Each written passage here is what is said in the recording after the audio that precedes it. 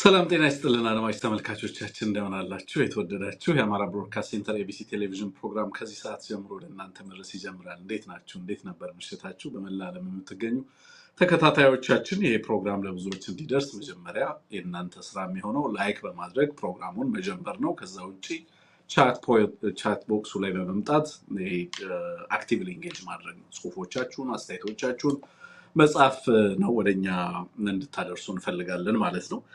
ይሄንን እያደረጋችሁ እስከ ፍጻሜ ድረስ አብራችሁ እንድትቆዩ በአክብሮት ነው የምጋብዘው።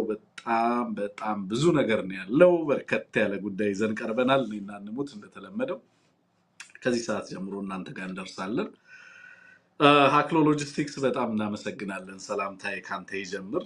በመቀጠል ማንን ነበር ያየሁት? አበባ በጣም እናመሰግናለን። አበባም እንደዚሁ ሶፊያ ሰይዱ ባለም አግማስ ቸኮሉላችሁንም ሰላም ብያለው። ጠረፍ ሰላም ብያለው። አለማየሁ ሰላም ብያለው። የማ ሰላም ብያለው። የቢሲ ቤተሰብ ሌሎቻችሁም ዳዊት እንዴት አለ? ፊፊ ሰላም ብለናል። ቸኮል በመላ ኬዋይ እንዴት ነሽ? አስተናባሪያችን ትላንት መልእክቱ ደርሶኛል። እግዚአብሔር ይስጥልኝ። ሌሎቻችሁም በጣም ነው የማመሰግነው። እዚህ ላይ ያላችሁ ኤዋይ ሰላም ብያለው። ስቲከር እየገዛችሁ ስለምታበረታቱን ይፈርሳል እንዳልነው እየፈረሰ ነው። ሚሊሻው እየተናደ ነው፣ እየገባ ነው በገፍ። የአማራ አንድነት ለምን ስጋት ነበር በአገዛዙ ዘንድ የሚለው ትልቁ ቁልፍ እዚህ ጋር እየተናደ እየገባ ነው ያለው፣ እየተመመ ነው ያለው። በጣም በርካታ ያገዛዙ ኃይል ዛሬም እየገባ ነው ያለው። ፋኖ በቢዛሞ እዝ ጋር እንደዚሁ ቆይታ አድርገናል። ሰፊ ቀጠናዎችን ነፃ አውጥቶ እያስተዳደረ መሆኑን ነግሮናል። ምንድን ያለው ቢዛሞ እዝ ላይ ምን ይመስላል? አጠቃላይ አደረጃጀቱ ሂደቱ ምንድነው ይመስለው? የተደረገ ያለው ትግል ምን ይመስላል የሚለውን እዛ አካባቢ ላይ ዛሬ በአማርኛ ቃለ መጠይቅ ሰርተናል። ነገ በኦሮምኛ ቃለ መጠይቅ እንሰራለን። እሱንም ወደ እናንተ ነገም ዛሬም እናደርሳለን።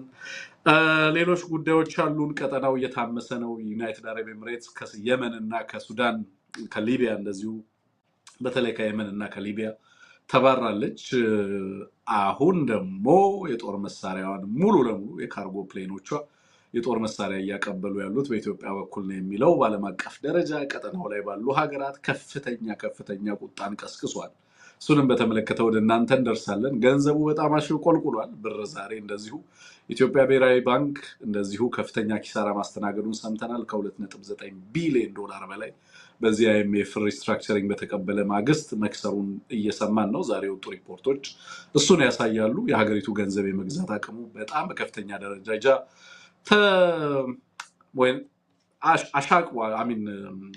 ወርዷል ማለት ይቻላል። ያው እናንተ ስለምታውቁት ኢትዮጵያ ያላችሁ በተለይ ደግሞ ምንድነው የገንዘቡ የመግዛት አቅም የሚለውን በደንብ ታውቁታላችሁ። እሱን በተመለከተ የተወሰነ ሀሳብ ወደ እናንተ የምናደርስ ነው የሚሆነው። በዋናነት ትኩረታችን ላይ ነው የሚሆነው፣ አማራው ላይ ነው የሚሆነው ትኩረታችን እና ኢትዮጵያና ቀጠናው ላይ ያሉ ጉዳዮችንም ወደ እናንተ እናደርሳለን። ብዙ ውጥረት አለ በነገራችን ላይ በጣም ብዙ ውጥረት። ሶማሌላንድ ዛሬ የሰማነው ለምሳሌ አውዳል የሚባለውን ስቴት ሶማሊያ እንደዚሁ ወደ ራሷ 7ኛ ግዛት የፌደራል ግዛት አድርጋ ማካለሏን ዛሬ ይፋ አድርጋለች። አዲሱ የተካለለው ግዛትም ስያሜው ጉባ የሚባል የሶማሌ ሌላኛው ተጨማሪ ኖርዘርን ግዛት ሆኖ እንግዲህ ከሶማሌላንድ ሁለት ትልልቅ ግዛቶች ተቆርሰው ወደ ሶማሊያ እየገቡ ነው ያሉት። ያው የጎሳው ነገር ነግሬያቸዋለሁ ከዚህ በፊት። ሶማሌላንድ ላይ ከፍተኛ ውጥረት ፈጥሯል። ይሄም በጅቡቲ ያለው ሁኔታ እንደዚሁ በጣም አሳሳቢ ነው። እሱንም እናወራለን። ኢትዮጵያ ውስጥም ያለው ነገር እንደዚሁ። ሌላው ትልቁ እንግዲህ መነጋገሪያ ሆኖ ትንሽም ሀሳብ ልንሰጥበት የምንችለው የአማራ አመራሮችን በተመለከተ ነው። ትልቅ ሽብር የፈጠረው እሱ ነው። የት ነው ያሉት አመራሮቹ? አብዛኞቹ መላምቶቻቸውን ከማስቀመጥ በዘለለ የአማራ አመራሮች ወጥተው እዚህ ነው ያለነው ብለው እንዲመጡ ይጠብቃሉ። የአማራ አመራሮች ደግሞ ስራቸውን እየሰሩ ነው ያሉት። በቅርብ ቀን ታላላቅ ፕሮግራሞች ይኖሩታል ኤቢሲ። በነገራችን ላይ በጣም ታላላቅ ፕሮግራሞች በቅርብ ቀን ጊዜዎች እየተቃረበ ሲሄድ እናሳውቃቸዋለን። እንደ ካሚንግ 4-5 ቀናቶች ውስጥ ሰፋፊ ትልልቅ ፕሮግራሞች ይኖሩናል። እነሱን እናስተዋውቃለን ቀናቶቹ እየተቃረቡ በሄዱ ቁጥር። ስለዚህ ኤቢሲ ጋር ቆይታችሁ እንድታደርጉ ከወዲሁ ምክሬን መለገስ ወይንም ደግሞ ጥቆማዬን ማድረስ እፈልጋለሁኝ። ፕሮግራማችን እንደተለመደው ላይክ አድርጉ፣ ስቲከር እየገዛችሁ አበረታቱ። የአማራ ብሮድካስት ሴንተር ኤቢሲ የሚደገፈው በአማራ ህዝብ ነው። ከዛ ውጪ ኤቢሲን የሚደግፍ ሌላ ማንኛውም አካል የሌለ መሆኑን በዚህ አጋጣሚ መግለጽ እንፈልጋለን። እናንተ በምታደርጉልን ስቲከርም ይሁን በዜል በተለያየ መንገድ የምታደርጓቸው ድጋፎች በአንድም በሌላ መልኩ መጥተው እኛ ጋር ጋዜጠኞችን በአንድም በሌላ መንገድ ይደግፋሉ። የስቱዲዮ ወጪዎቻችንን የፕሮዳክሽን ኮስቶቻችንን ይደግፉልናል። ከዛ በዘለለ በሌላ በማንም በሌላ አካል የሚደገፍ ተቋም አለመሆኑን በዚህ አጋጣሚ በግልጽ መናገር እንፈልጋለን ማለት ነው። ስለዚህ እንድትደግፉ ስናበረታታ እንድንሰራ የብልጥ አቅም ስለምትፈጥሩልን መሆኑን የብልጥ ህዝባችን እንድናገለግል እድል ስለሚሰጠን መሆኑን እንድትገነዘቡ በዚህ አጋጣሚ ማንሳት እፈልጋለሁኝ። እስከ ፍጻሜያችን ድረስ አብራችሁን ቆዩ ነው። ስለዚህ አንሙት ካለ ሬዲ ከሆነ አንሙትን እጋብዛለሁ፣ እሱ ሰላም እንዲላችሁ።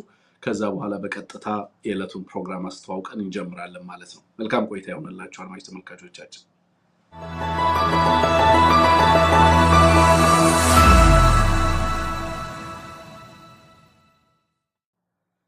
የተወደድክ እና የተከበርክ ወንድማችን አንሙት እንኳን ደህና መጣህ።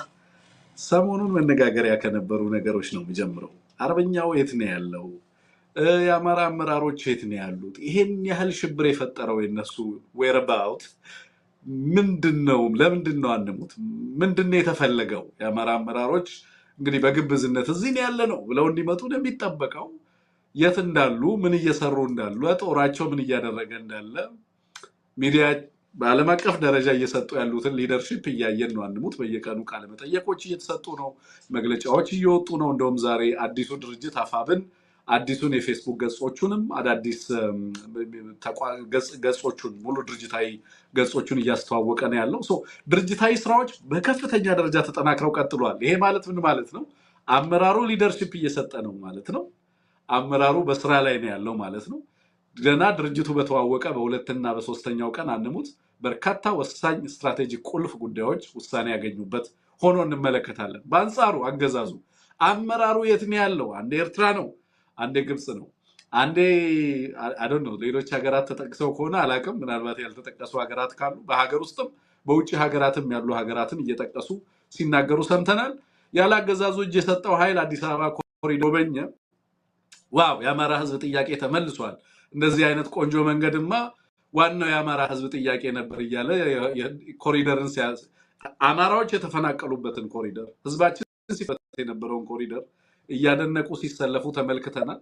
የአማራን ህዝብ ግድያ አስቆማለሁ ብሎ የወጣ ድርጅትን የትግል ዓላማም እንደዚሁ የግብጾች አጀንዳ ነው ብለው አማራ ግብፃዊ ነው እስከ ማለት ድረስ የቃጣቸው ኃይሎች እንደሆኑ ተመልክተናል። አንሙት እስኪ በእነዚህ ጉዳዮች ላይ ንግግራችንን መጀመሪያ ሰላምታህን አድርስ። ከዛ በኋላ በቀጥታ በእነዚህ ጉዳዮች ላይ አንተን ምልከታ፣ ሀሳብ፣ አስተያየት ሰጥተኸኝ በቀጥታ ወደ ዕለታዊ ፕሮግራማችን እንገባለን።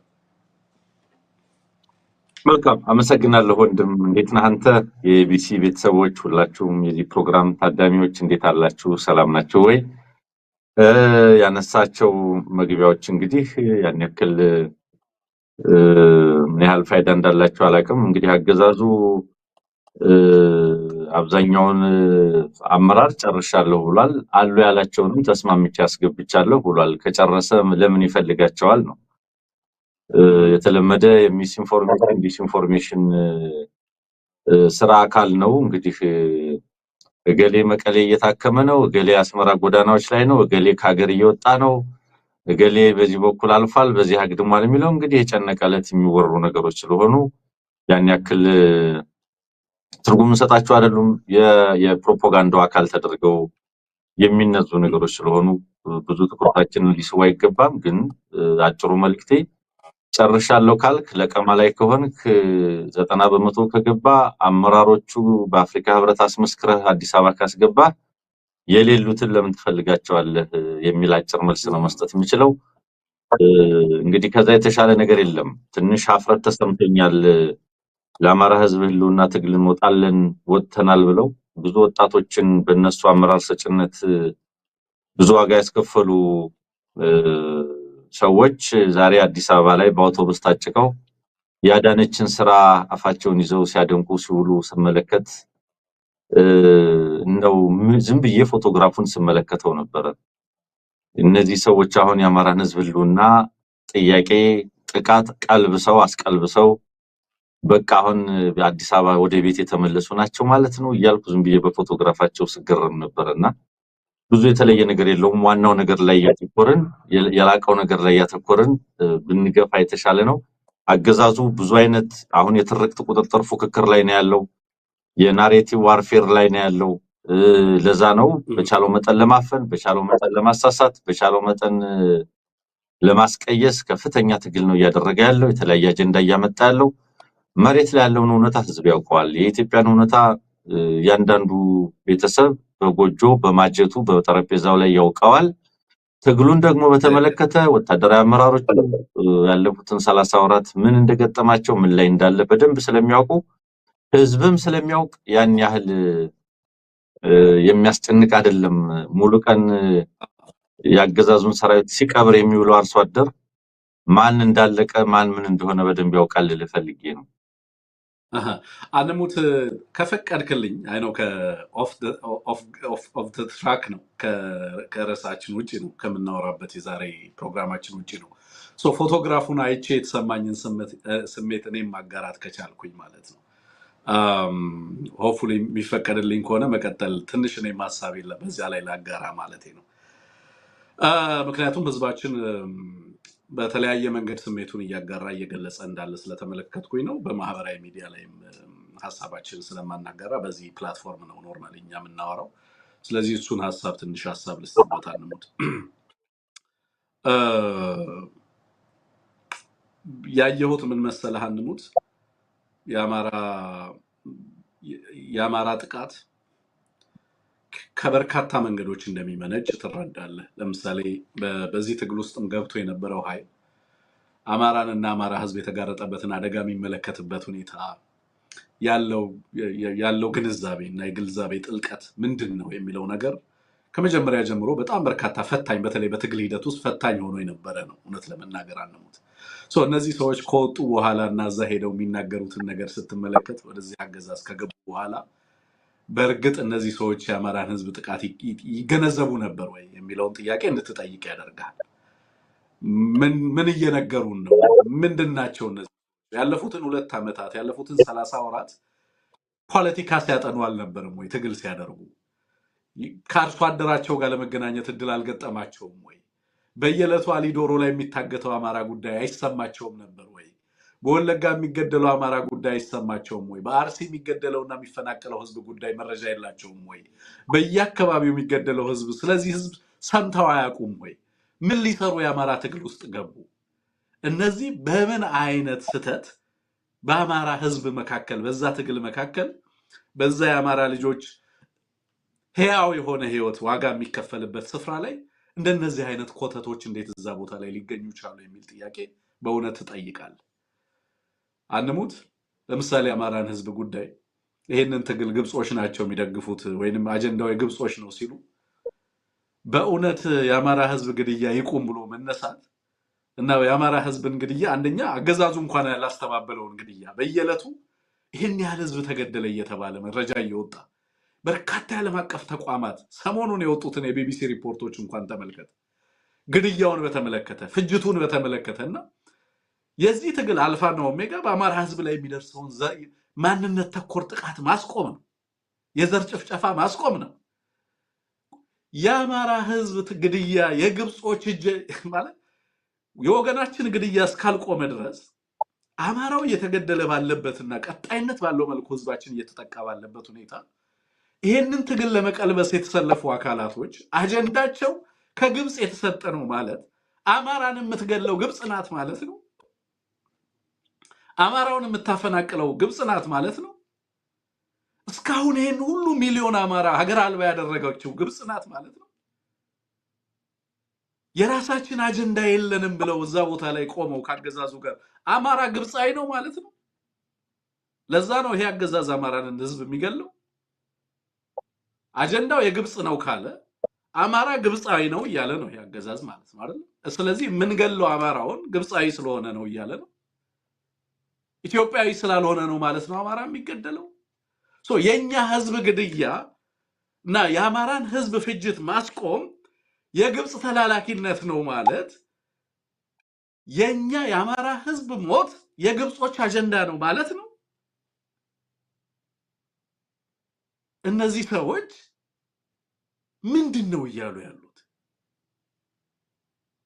ከማን ጋር ነው እየተቃረኑ ያሉት? ከማን ጋር ነው እየተጣሉ ያሉት? እና በእርግጥ የአዲስ አበባ የኮሪደር ጥያቄ ነው የአማራ ህዝብ ጥያቄ ነበረው። ፋንታውን ሙሃባ አሁን የአዲስ አበባ ከተማ ከንቲባ መሆን ይችላል።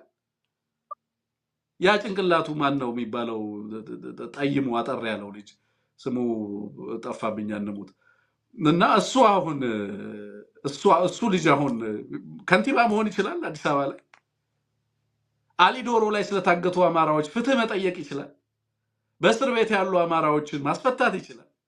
በማንነታቸው የሚታረዱ አማራዎችን ይሄን ሁሉ ሀገር አልባ የተደረገ ህዝብን እስከዛሬ ድረስ ለደረሰው ጥቃት ፍትህ ማግኘት ይችላል።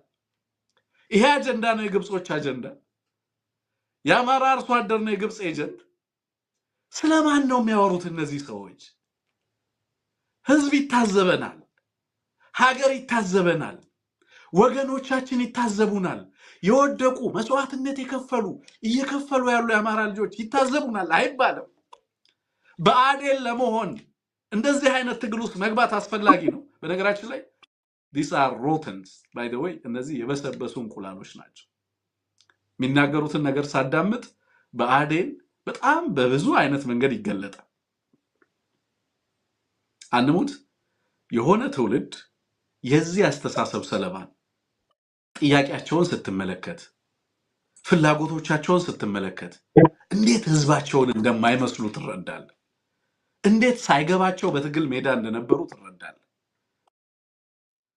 እና ራሳቸውን ሲሰድቡ፣ ራሳቸውን ሲያዋርዱ፣ አዲስ አበባ ላይ መመረጥም ሆነ መምረጥም አይችሉ፣ በአዲስ አበባ የሚገኘውን የአማራ ህዝብ ጉዳይ ምንም ማድረግ የማይችሉ፣ ፖለቲካሊ በሁሉም መንገድ ከማህበረሰባቸው በሁሉም ነገር የተቆረጡ፣ ምንም ተጽዕኖ መፍጠር የማይችሉ ግለሰቦች ጫካ ሆነን ኮሪደሩን ለመጎብኘት እድል አላገኘንም ነበር። አሁን ኮሪደሩ ተጠናቆ በዚህ መንገድ ማለቁን ስንመለከት ስንት ሚሊዮን ህዝብ የተፈናቀለበትን የአሜሪካ መንግስት ጭምር ሳይቀር ተፈናቃዮች ማንነታቸው ታርጌት እየተደረገ ጥቃት እንደሚፈጸምባቸው፣ በልማት ስም ሲስተማቲክ የሆነ የዘር ጥቃት እንደሚፈጸም፣ ዜጎችን ከኢኮኖሚ መሰረታቸው የማፈናቀል ስራ ነው ብሎ ሪፖርት አውጥቶ እነዚህ ሰዎች ናቸው የነበሩ በአማራ ትግል ውስጥ የነበሩት።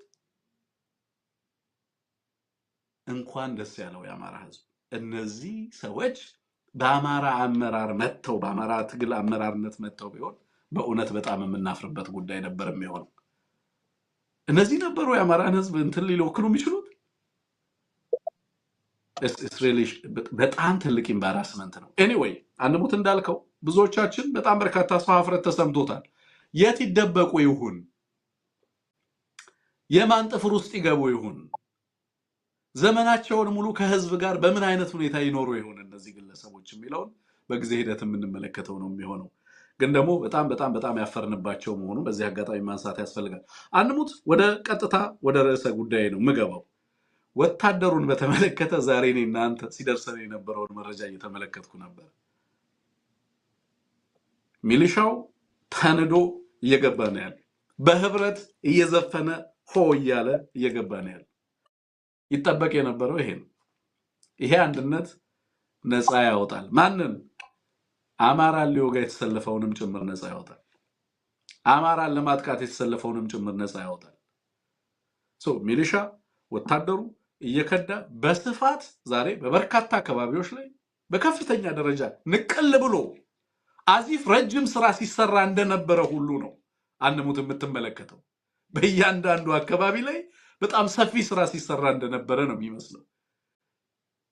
መጠነ ሰፊ የሆነ ከአንድ አካል ተገምሶ ወደ አንድነቱን ወደ አበሰረው የፋኖ ኃይል እየተቀላቀለ ያለበት ሁኔታ ነው ያለው። ምንድን ነው ይሄ የሚነግረን? ከዚህ በፊት በተደጋጋሚ አንስተነዋል። አንድነቱ በእርግጥ ውጤት እያመጣ ነው ወይ ማለት እንችላለን ወይ? ያንሙት ይሄ ነው ወይ ማርሹን የቀየረው? ከዚህ በፊትም እየከዱ ይገቡ ነበር። ከዚህ በፊትም እየከዱ እጅ ይሰጣሉ፣ ተመልክተናል በርካቶቹን። አንተም በጣም ብዙ ጊዜ ፕሮግራም ስትሰራ ነበር። የአሁኑን ምንድን ነው ለየት የሚያደርገው የሚለውን እናንሳ። መልካም እንግዲህ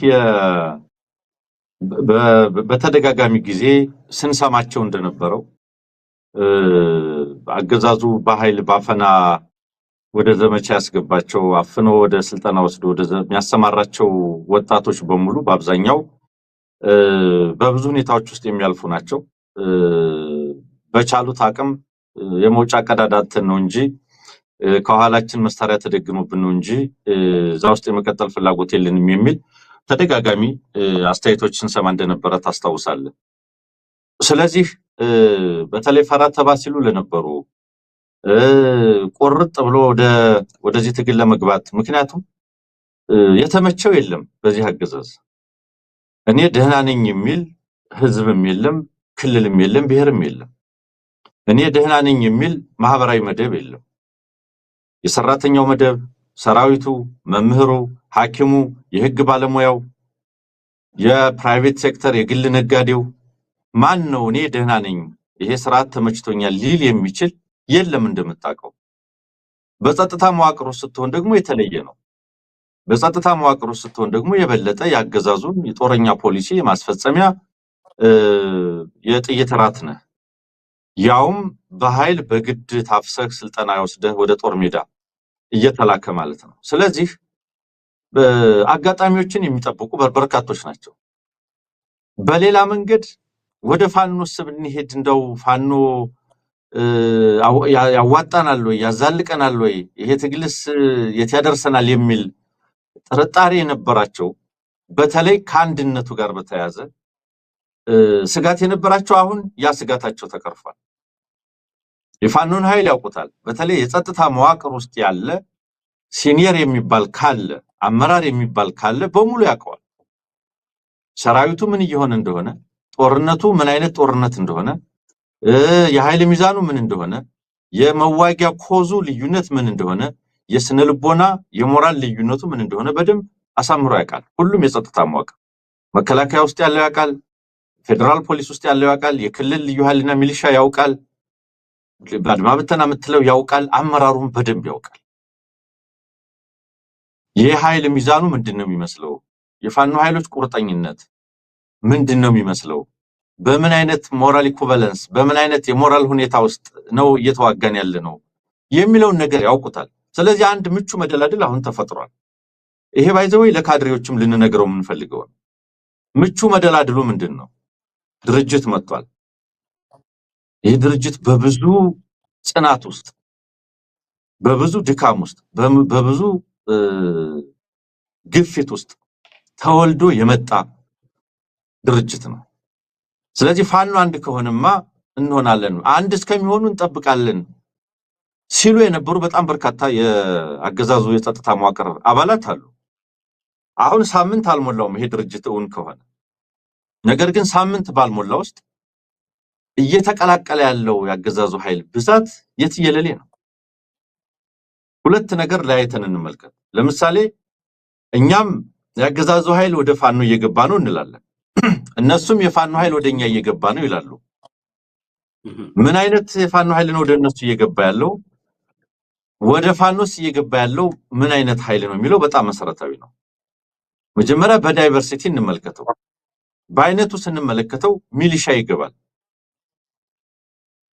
የአገዛዙ መስመራዊ መኮንኖች፣ አዋጊዎች፣ ሻምበል መሪዎች፣ ጋንታ መሪዎች ይገባሉ። በሙያ እርከናቸው ብንመለከታቸው ተራ ወታደር ይገባል። አዳዲስ ምልምሎች ይገባሉ።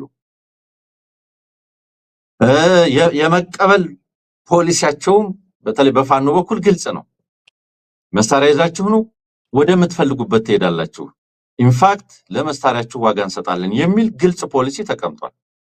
ለመታገል ለሚፈልግ ደግሞ በተለይ ምቹ ሁኔታ አለ። የተለያየ ብሔር ማንነት ያላቸው ከፋኖ ጋር ተቀላቅለው እየተዋጉ ነው ያሉት፣ የፋኖ አባል ሆነው እየተዋጉ ነው ያሉት። በሁሉም ቀጠና ብትሄድ አሉ። ስለዚህ ይሄ ስብጥር ለምሳሌ ዛሬ ስንሰማው ይዋል ነው ከመከላከያው 203ኛ ኮር የሚባል የኮሎኔል ገዳሙ የሚባል አጃቢን ጨምሮ 4 አባላት ምኒልክ ዕዝ ልዩ ዘመቻን ተቀላቀሉ ይላል። ለምሳሌ ቁጥሮችን ብቻ ለመግለጽ ነው። 4 አባላት የኮሎኔሉን አጃቢ ጨምሮ በተመሳሳይ 3 ያገዛዙ ሰራዊት አባል ባለሽርጡ ክፍለ ጦርን ተቀላቀለ ይላል። ይሄ ምስራቅ አማራ ላይ ነው እየሆነ ያለው። በተመሳሳይ እዛው ምስራቅ አማራ ላይ ካላኮርማ ክፍለ ጦርን 8 የብልጽግና መከላከያ ሰራዊት አባላት ተቀላቀሉት ይላል። ይሄ ዛሬ ነው እያወራው ያለው። በተመሳሳይ ምንድነው የሆነው? ምዕራብ ቀጠና ላይ ስትሄድ 60 የሚሊሻ አባላት 2 ብሬን እና 45 ክላሽ ይዘው ተቀላቀሉ ይላል። ይቀጥልና ሌሎች 4 ያገዛዙ ሰራዊት የ6ኛ አዝ 605ኛ ኮር 14ኛ ክፍለ ጦር አባላት ቴዎድሮስ ዕዝን ተቀላቀሉ ይላል። ይቀጥልና 2 የሚሊሻዎች በተመሳሳይ ዘው ቴዎድሮስ ዕዝ ገቡ ይላል። በዚህ አያበቃም። በተለይ የምዕራብ ዕዝ የሚባል ያገዛዙ 401ኛ ኮር ቃኝና መሐንዲስ ጋንታ አዛዥ የሆኑት 10 አለቃ ደርብ፣ 10 አለቃ ትርሳው፣ 10 አለቃ ሸጋዬ ተሻገር፣ 10 አለቃ መኳንንት አዱኛ ተቀላቀሉ ይላል። ይሄ ሁሉ ዛሬ ሆነ የሚላከው እያንዳንዱ ሲላክ በስም በፎቶግራፍ በእድሜ በቁመት ነው የምናውቃቸው የሚላከው ማለት ነው። አዎ በተመሳሳይ ያልጨመርኩት አለ 2 ያገዛዙ ሰራዊት አባላት አሁንም ምኒልክ ዕዝን የተቀላቀሉ ሌሎች አሉ። ማለዳ ላይ ተልኮልን የነበረ ላስታ አሳምነው ጀነራል አሳምነው ኮር ጀነራል ሜጀር ጀነራል ውባንታ ባተ ክፍለ ጦርን መቄት ላይ እጃቸውን የሰጡ ተጨማሪ አሉ። ይሄ ሁሉ እየገባን ያለው በአገዛዙ ወደኔ እየገቡ ነው የሚለው እና በየጊዜው የሚከልሰው በየጊዜው የሚያብራራው አሁን 2 ነገር አለ። በአንድ በኩል ከዚህ ከከዳው ቡድን ጋር በተያያዘ ከዚሁ በተለይ ይሄ ከዳው ቡድን የነበረበት ድርጅት ጋር በተያያዘ ችግር የገጠማቸው ክፍለ ጦሮች አመራሮቻቸው የሚሄዱ ከዚያ ጋር የተያያዘ መጠርነፍ ባልተቻለበት ሁኔታ ላይ እየሄዱ ያሉ አሉ። ይሄ የሚካድ አይደለም። አሁን ግን ይሄ ሴንትራላይዜሽን በመኖሩ ይሄ ሁኔታ ይቀጥላል የሚል እምነት የለኝም። በሌላ መንገድ ግን በቸለታም ደግሜ ብየዋለሁ። በየቀጠናው ወንጀል የሰሩ ፋኖ ዲሲፕሊን ስለሚያስከብር ከዛ ዲሲፕሊን አፈንግጠው የወጡትን ስለሚቀጣ ወይ በዝርፊያ ወይ በሌላ ሁኔታ ውስጥ ያገኛቸው ሊቀጣቸው ሲፈልጋቸው ከአሃዳቸው ተሰውረው የሚጠፋሉ። 5ም 10ም ሆነው የሚጠፋሉ። እነዚህ ይጠፉና ከጠፉበት ቦታ ላይ ተደብቀው ከፋኖም እይታ ከአገዛዙም እይታ ተደብቀው መኪና እያስቆሙም የሚዘርፉ በፋኖ ስም የተለያየ ወንጀል የሚሰሩ አሉ። እነዚህ አሁን ሲጨንቃቸው በተለይ አንድነቱ ሲመጣ እጃቸውን መሳሪያ ይዘው ወደ አገዛዙ ይሄዳሉ። ይሄንን አገዛዙ እንደ ትልቅ ድል እንደ ፖለቲካዊ ክህደትና የሰላም እምነት በሰላሙ ላይ እምነት አሳድረው የመጡ አስመስሎ ያቀርባቸዋል። በመሰረቱ ግን ፋኖ ያውቃቸዋል። የሄዱት ሰዎች እነማን ናቸው? ለምንድን ነው የሄዱት? የት የነበሩ ናቸው? በምን ሲፈለጉ የነበሩ ናቸው? ያውቃቸዋል። የሚሰወሩ አሉ። ብዙ ነው ማለት አይደለም፣ በጣም ጥቂቶች ናቸው። እነሱን ይዛል፣ ሲያራግበው ይውላል። ሰርኩላር የብልጽግና ገጽ በሙሉ ይሄንን ሲያራግበው ይውላል። በመሰረታዊነት በፖለቲካ እምነት ነው ከአገዛዙ ወደ ፋኖ የሚመጡት። በፖለቲካ እምነት ነው። ይሄ አገዛዝ በድሎናል፣ ይሄ ተቋም የማናምንበትን ትግል አሰልፎናል ብለው ነው። መከላከያ ውስጥ በግድ ነው የገባ ነው፣ በግድ ነው እየተዋጋን ያለ ነው፣ በግድ አንቀጥልም፣ እንዳውም የአማራ ህዝብ ትግል ትክክለኛ ትግል ነው፣ የሚፈጸመውንም ወንጀል አናምንበትም፣ እንኮንነዋለን ብለው ወደ ፋኖ ይመጣሉ። እንደዚህ ብለህ መምጣትና ጥፋት አጥፍተህ ከአሃድህ ቁጥጥርና ቅጣት ለማምለጥ ተደብቆ የነበረ 3ም 4ም ሆኖ መሳሪያ ላገዛዙ የሚሰጥ ይለያያል። ምክንያቱም ጥሩ ማምለጫ ሆኗል አሁን። ምክንያቱም አሁን ፋኖ የቀጠና ቁጥጥሩን፣ ተዋረዳዊ ቁጥጥሩን፣ የጎንዮሽ ቁጥጥሩን በጣም እያጠናከረ ነው። ማዕከላዊነቱ በመዋቅር እየሆነ ነው ያለው። የድርጅታዊ አሰራር ደንብና መመሪያ በከፍተኛ ደረጃ ተግባራዊ ወደ ማድረግ ተገብቷል። ለውጥ እንዳይመስል በ30 ወር ውስጥ በዚህ ረገድ የመጣው አሁንም ስራ ይፈልጋል። የፖለቲሳይዜሽን ስራ ሁልጊዜ የምንለው ነገር በብዛት እንደሚጠበቅ ግልጽ ነው። ነገር ግን አሁንም ይህ አንድነት በተጠናከረ ልክ፣ አሁንም የፋኖ ድል አድራጊነት ተጠናክሮ በቀጠለ ልክ ልቡ ወደ ፋኖ ልቡ ወደ አማራ ህዝብ ትግል የሚሸፍተው ካድሬ ምክትል ቢሮ ኃላፊዎች እኮ ፋኖን ተቀላቅለዋል። የአማራ ክልል ምክትል ጤና ቢሮ የት ነው ያለው? የአማራ ክልል ምክትል ሚሊሻ ጽሕፈት ቤት ኃላፊ የት ነው ያለው? ሌሎች በርካታ የወረዳ የዞን አመራሮች የት ነው ያሉት? ፋኖን ተቀላቅለዋል እኮ። አሁንም ፋኖ አንድ በሆነ ልክ በተጠናከረ ልክ ይዞታውን ባጠናከረ ልክ ቁጥጥሩ በተጠናከረ ልክ ዲሲፕሊኑ የበለጠ በጠራ ልክ ሰብአዊነቱ ዓለም አቀፍ ተቀባይነቱ የበለጠ ባደገ ልክ ከዚህ አገዛዝ ጋር ለመቀጠል የሚያስገድድ ሁኔታ የለም። ለምን? በዚህ አገዛዝ ደስተኛ የሆነ ማህበራዊ መደብ የለም። በዚህ አገዛዝ ደስተኛ የሆነ ተቋም፣ ክልል፣ መዋቅር የለም። ሁሉም ጨንቆት ነው ያለው፣ አማራጭ አጥቶ ነው ያለው። ስለዚህ የፋኖ መስተካከል፣ የፋኖ አንድነት፣ የፋኖ ማዕከላዊነት፣ የፋኖ ድል አድራጊነት ትልቅ አማራጭ ነው። ከሶማሌ ክልል እኮ ፋኖን የተቀላቀሉ ሰዎች አሉ ተጉዘው። ምሳሌ ልንገር፣ ቅድም ስጠቅሳቸው የነበሩት ሰዎች ከኦሮሚያ ክልል በመነሳት ቀናትን የወሰደ ጉዞ አድርገው ነው 206ኛ ኮር ቴዎድሮስ ዕዝ 43ኛ ክፍለ ጦር አብራጅት ሻለቃን የተቀላቀሉት። ከየት ተነስተው? ከኦሮሚያ። እነዚህ አስር አለቆች የጋንታ መሪዎች ማለት ነው። ለምን? ይህ አንድነትን የሳባቸው የቃኝና መሐንዲስ ጋንታ አዛዦች ናቸው። የአማራ ፋኖ አንድነት ምስረታ በፈጠረባቸው ደስታ ይላል። ከኦሮሚያ ክልል በመነሳት ቀናትን ተጉዘው ይሄው 5ኛ ምናምን ቀን ነው አይደለም ዛሬ 2 ቀን 3 ቀን በእግራቸው ተጉዘው ነው እንግዲህ ከተመሰረተ ጊዜ ጀምሮ። ይሄ የሁሉም ሰራዊት ፍላጎት ነው። በጣም ስትረችድ ስለሆነ ደግሞ ይሄ ይቀጥላል። ህዝቡ መቀበል ነው ያለበት፣ መንገድ መምራት ነው ያለበት። ፋኖ ሞቲቬሽን አለው፣ ማበረታቻ አለው። ስትመጡ መሳሪያ ይዛችሁ ስትመጡ የመሳሪያው ግምት ገንዘብ ይሰጣችኋል። ሁላችሁም ይሄንን ፕሮግራም የምትሰሙ የመከላከያ ሰራዊት አባላት፣ የጸጥታ መዋቅር አባላት ይሄንን መስማት አለባችሁ። የአድማ ብተና የሚሊሻ አባላት መስማት አለባችሁ።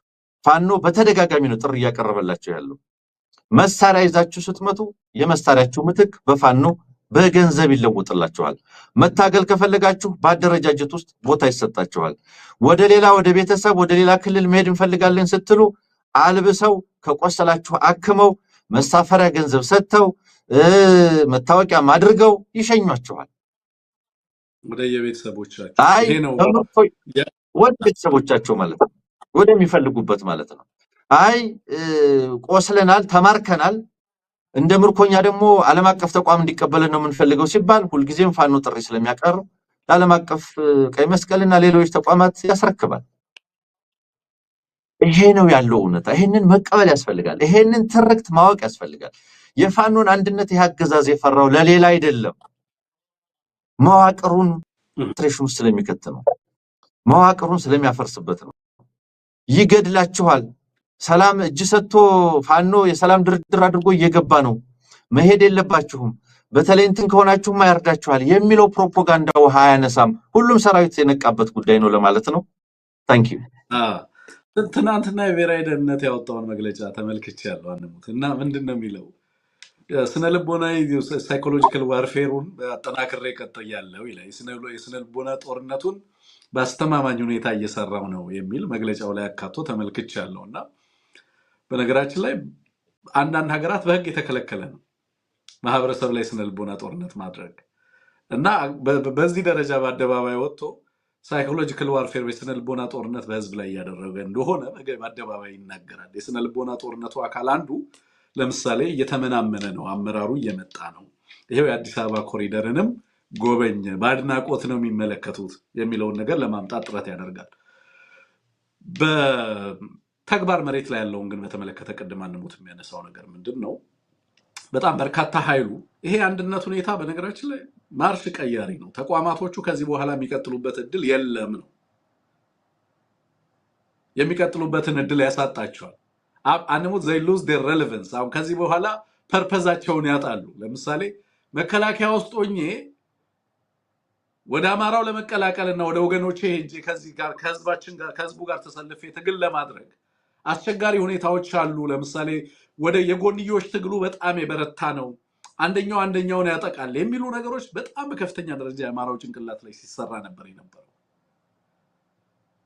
በጣም በከፍተኛ ደረጃ ማለት ነው። እና በተለይ በውጭ ሀገርም ጭምር ያለው የዲያስፖራ ኃይል በትግል ውስጥ ያሳለፋቸው በርካታ ዓመታት ቢያንስ ለ1 ዓመት ከ6 ወር ምናምን የሚሆነውን ጊዜ በጎንዮሽ መጓተት ውስጥ ያሳለፈበት ሁኔታ ነበር የነበረው።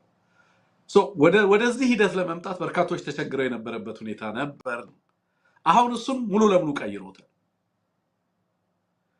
አገዛዙ በስነ ልቦና አማራውን ሊያጠቃ የሚችልበት፣ ወደ ትግሉ መቀላቀል የሚፈልገውን ኃይል ለመያዝ የሚችልበት ምንም አይነት ምክንያት የለውም። ያንን ምክንያት አሳጥቶታል። በዛ ዘርፍ የሚመጣ ተጋላጭነት የለም ተዘግቷል ኦፍ ኮርስ አሁንም ከአንድነቱና ከአንድነት ሂደቱ ውስጥ የሆነ ነገር ፈልቅቆ ለማውጣት ጥረት መደረጉ አይቀርም እሱ በሚገባ የምትገነዘበው ነገር ሊሆን እንደሚችል ምንም ግን ደግሞ ይሄንን የአንድነት ሂደት ተከትሎ መሬት ላይ ያለው ብቻ አይደለም አንሙት በየለቱ ለመቀላቀል መንገዶችንና አማራጮችን የሚጠይቀው ብዛት ደግሞ ቀላል አይደለም በየዘርፉ ያለው አደረጃጀት በነገራችን በየዘርፉ ያለው ቀደም ያነሳሃቸው አሉ መከላከያ የሚሊሻ አባላት አመራሮቹን ጨምር ከዛ ባሻገርም ደግሞ አንሙት በፌደራል ፖሊስ በተለያዩ ተቋማቶች ውስጥ ኢቭን የሚሰሩ ኃላፊነት ያለባቸው ወደዚህ ትግል ገብተው ከህዝባቸው ጋር መቀላቀል የሚፈልጉ አካላት ያንን ምክንያት የናቴ መቀነት እንደዚህ ያደረገኝ ምናምን የማይሰራበት ሁኔታ እየመጣ እንዳለ በግልጽ እየተመለከትን ያለ ነው አሁን ምን ለየት ያደርገዋል ከዚህ በፊትም ወታደሩ እየከዳ ይገባ ነበር ፋቲካ አለ ወታደሩ ኮዝ የለውም የሚዋጋበት ምክንያት የለውም ለምሳሌ የሚማረኩ ልጆች ሲናገሩ ሰምታላ ሰሞኑ ምንዋጋው ካማራ ከህዝቡ ጋር ነው ስንወጣ የምናገኘው ህዝቡን ነው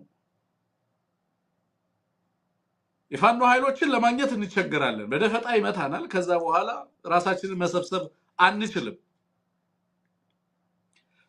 ዞር ብለን ህዝቡ ላይ እንድንተኩስ ነው የምንገደደው በእንደዚህ አይነት ሁኔታ ውስጥ መቀጠል አንችልም ከአንድ ቦታ ወደ ሌላ ቦታ ስንሄድ በእያንዳንዱ ቦታ ላይ ስንሄድ ጦርነት ነው የሚሉት አንሙት it's literally እያንዳንዱ አካባቢ ባትል ፍሮንት ነው የሆነባቸው በሄዱበት ቦታ ሁሉ ተጋላጭ ናቸው በእንደዚህ አይነት ሰቀቀን ውስጥ ለመቀጠል አይችሉም ነበር በፊት የነበረው እንደዛ ነው አሁን ግን ትልቁ ይወልቅ በፊት ገፊ ምክንያት ነው ያለው ከዛ ካሉበት ተቋም ለመውጣት የሚገፋቸው ፋክተር ነበር የነበረው ፑሽ ያደርጋቸዋል የኑሮ ሁኔታ የደሞዙ ሁኔታ ውስጡ ያለው ዘረኝነት ተቋማቶች ውስጥ ያለው አብዛኛው ሁኔታ ተቋሙን በተመለከተ ያለው ነገር በተደጋጋሚ የሚነገረው ነገር የምትሰማው ነው አንሙት አሁን ግን የሚስብ ጉዳይ ነው የገጠማቸው የሚገፋ ጉዳይ ብቻ አይደለም የሚገፋ ጉዳይ ባለበት ሁኔታ ውስጥ የሚስብ ጉዳይ ደግሞ መጣ የሚስበው ነገር ምንድነው አንድነቱ ነው የህዝቡ መነሳሳት ነው አዲስ መታደስ ነው እየመጣ ያለው ሞራል እየመጣ ያለው ከፍታ እያንዳንዱ ሰው ወደ ትግል እንዲቀላቀል የሚያደርግ መሆኑን ትመለከታለህ ሁለቱም ምክንያት የተሟላለት ነው አሁን ላይ ማለት ነው ከዚህ በፊት አሁን ለምሳሌ ዛሬ ሚሊሻዎቹ የገቡት ሚሊሻዎች እየዘፈኑ ነው የመጡት የፋኖ አንድነት ሰምተን የመጣ ነው አሉ የሚባለው በመግለጫው ላይ ደረሰ መረጃ ላይ ተመለከትነው አንድነታችሁ ነው ያመጣን እዛ ውስጥ ያለው የቀረውም ኃይል ይመጣል ነው የሚሉት ሲመጡ ማለት ነው ይፈራ የነበረው አንድነቱ እንዳይመጣ ከፍተኛ ርብርብ ይደረግበት የነበረው ምክንያት ይሄ ነው በዋናነት ማለት ነው ከዚህ በኋላ የሚኖረው ነገር በደንብ የተለየ እንደሚሆን ማሳያዎቹን ማንሳት ይቻላል በስፋት እነዚህ ነገሮች ነው ዛሬ ስንመለከት የነበረው ቅድም እንደተጠቀስከው አንሙት እንደውም ሙሉ የተደራጀ ሪፖርት አይደለም ዛሬ ደረሰን እንኳን አይደለም ቃል አቀባዮቹ ከተለያየ አካባቢ የሚያገኙትን ሪፖርት ነበር ወዲያው ሲያጋሩ የነበረው ለሚዲያ አካላት ማለት ግን ከዛ በዘለለ በርካታ አካባቢዎች ላይ ያለው ሪፖርት ደግሞ ተደራጅቶ ሲመጣ በየለቱ ምን እየሆነ እንዳለ ምን እየተደረገ ምን እየተከናወነ እንዳለ በስፋት የምንመለከተው ነው የሚለውን ነገር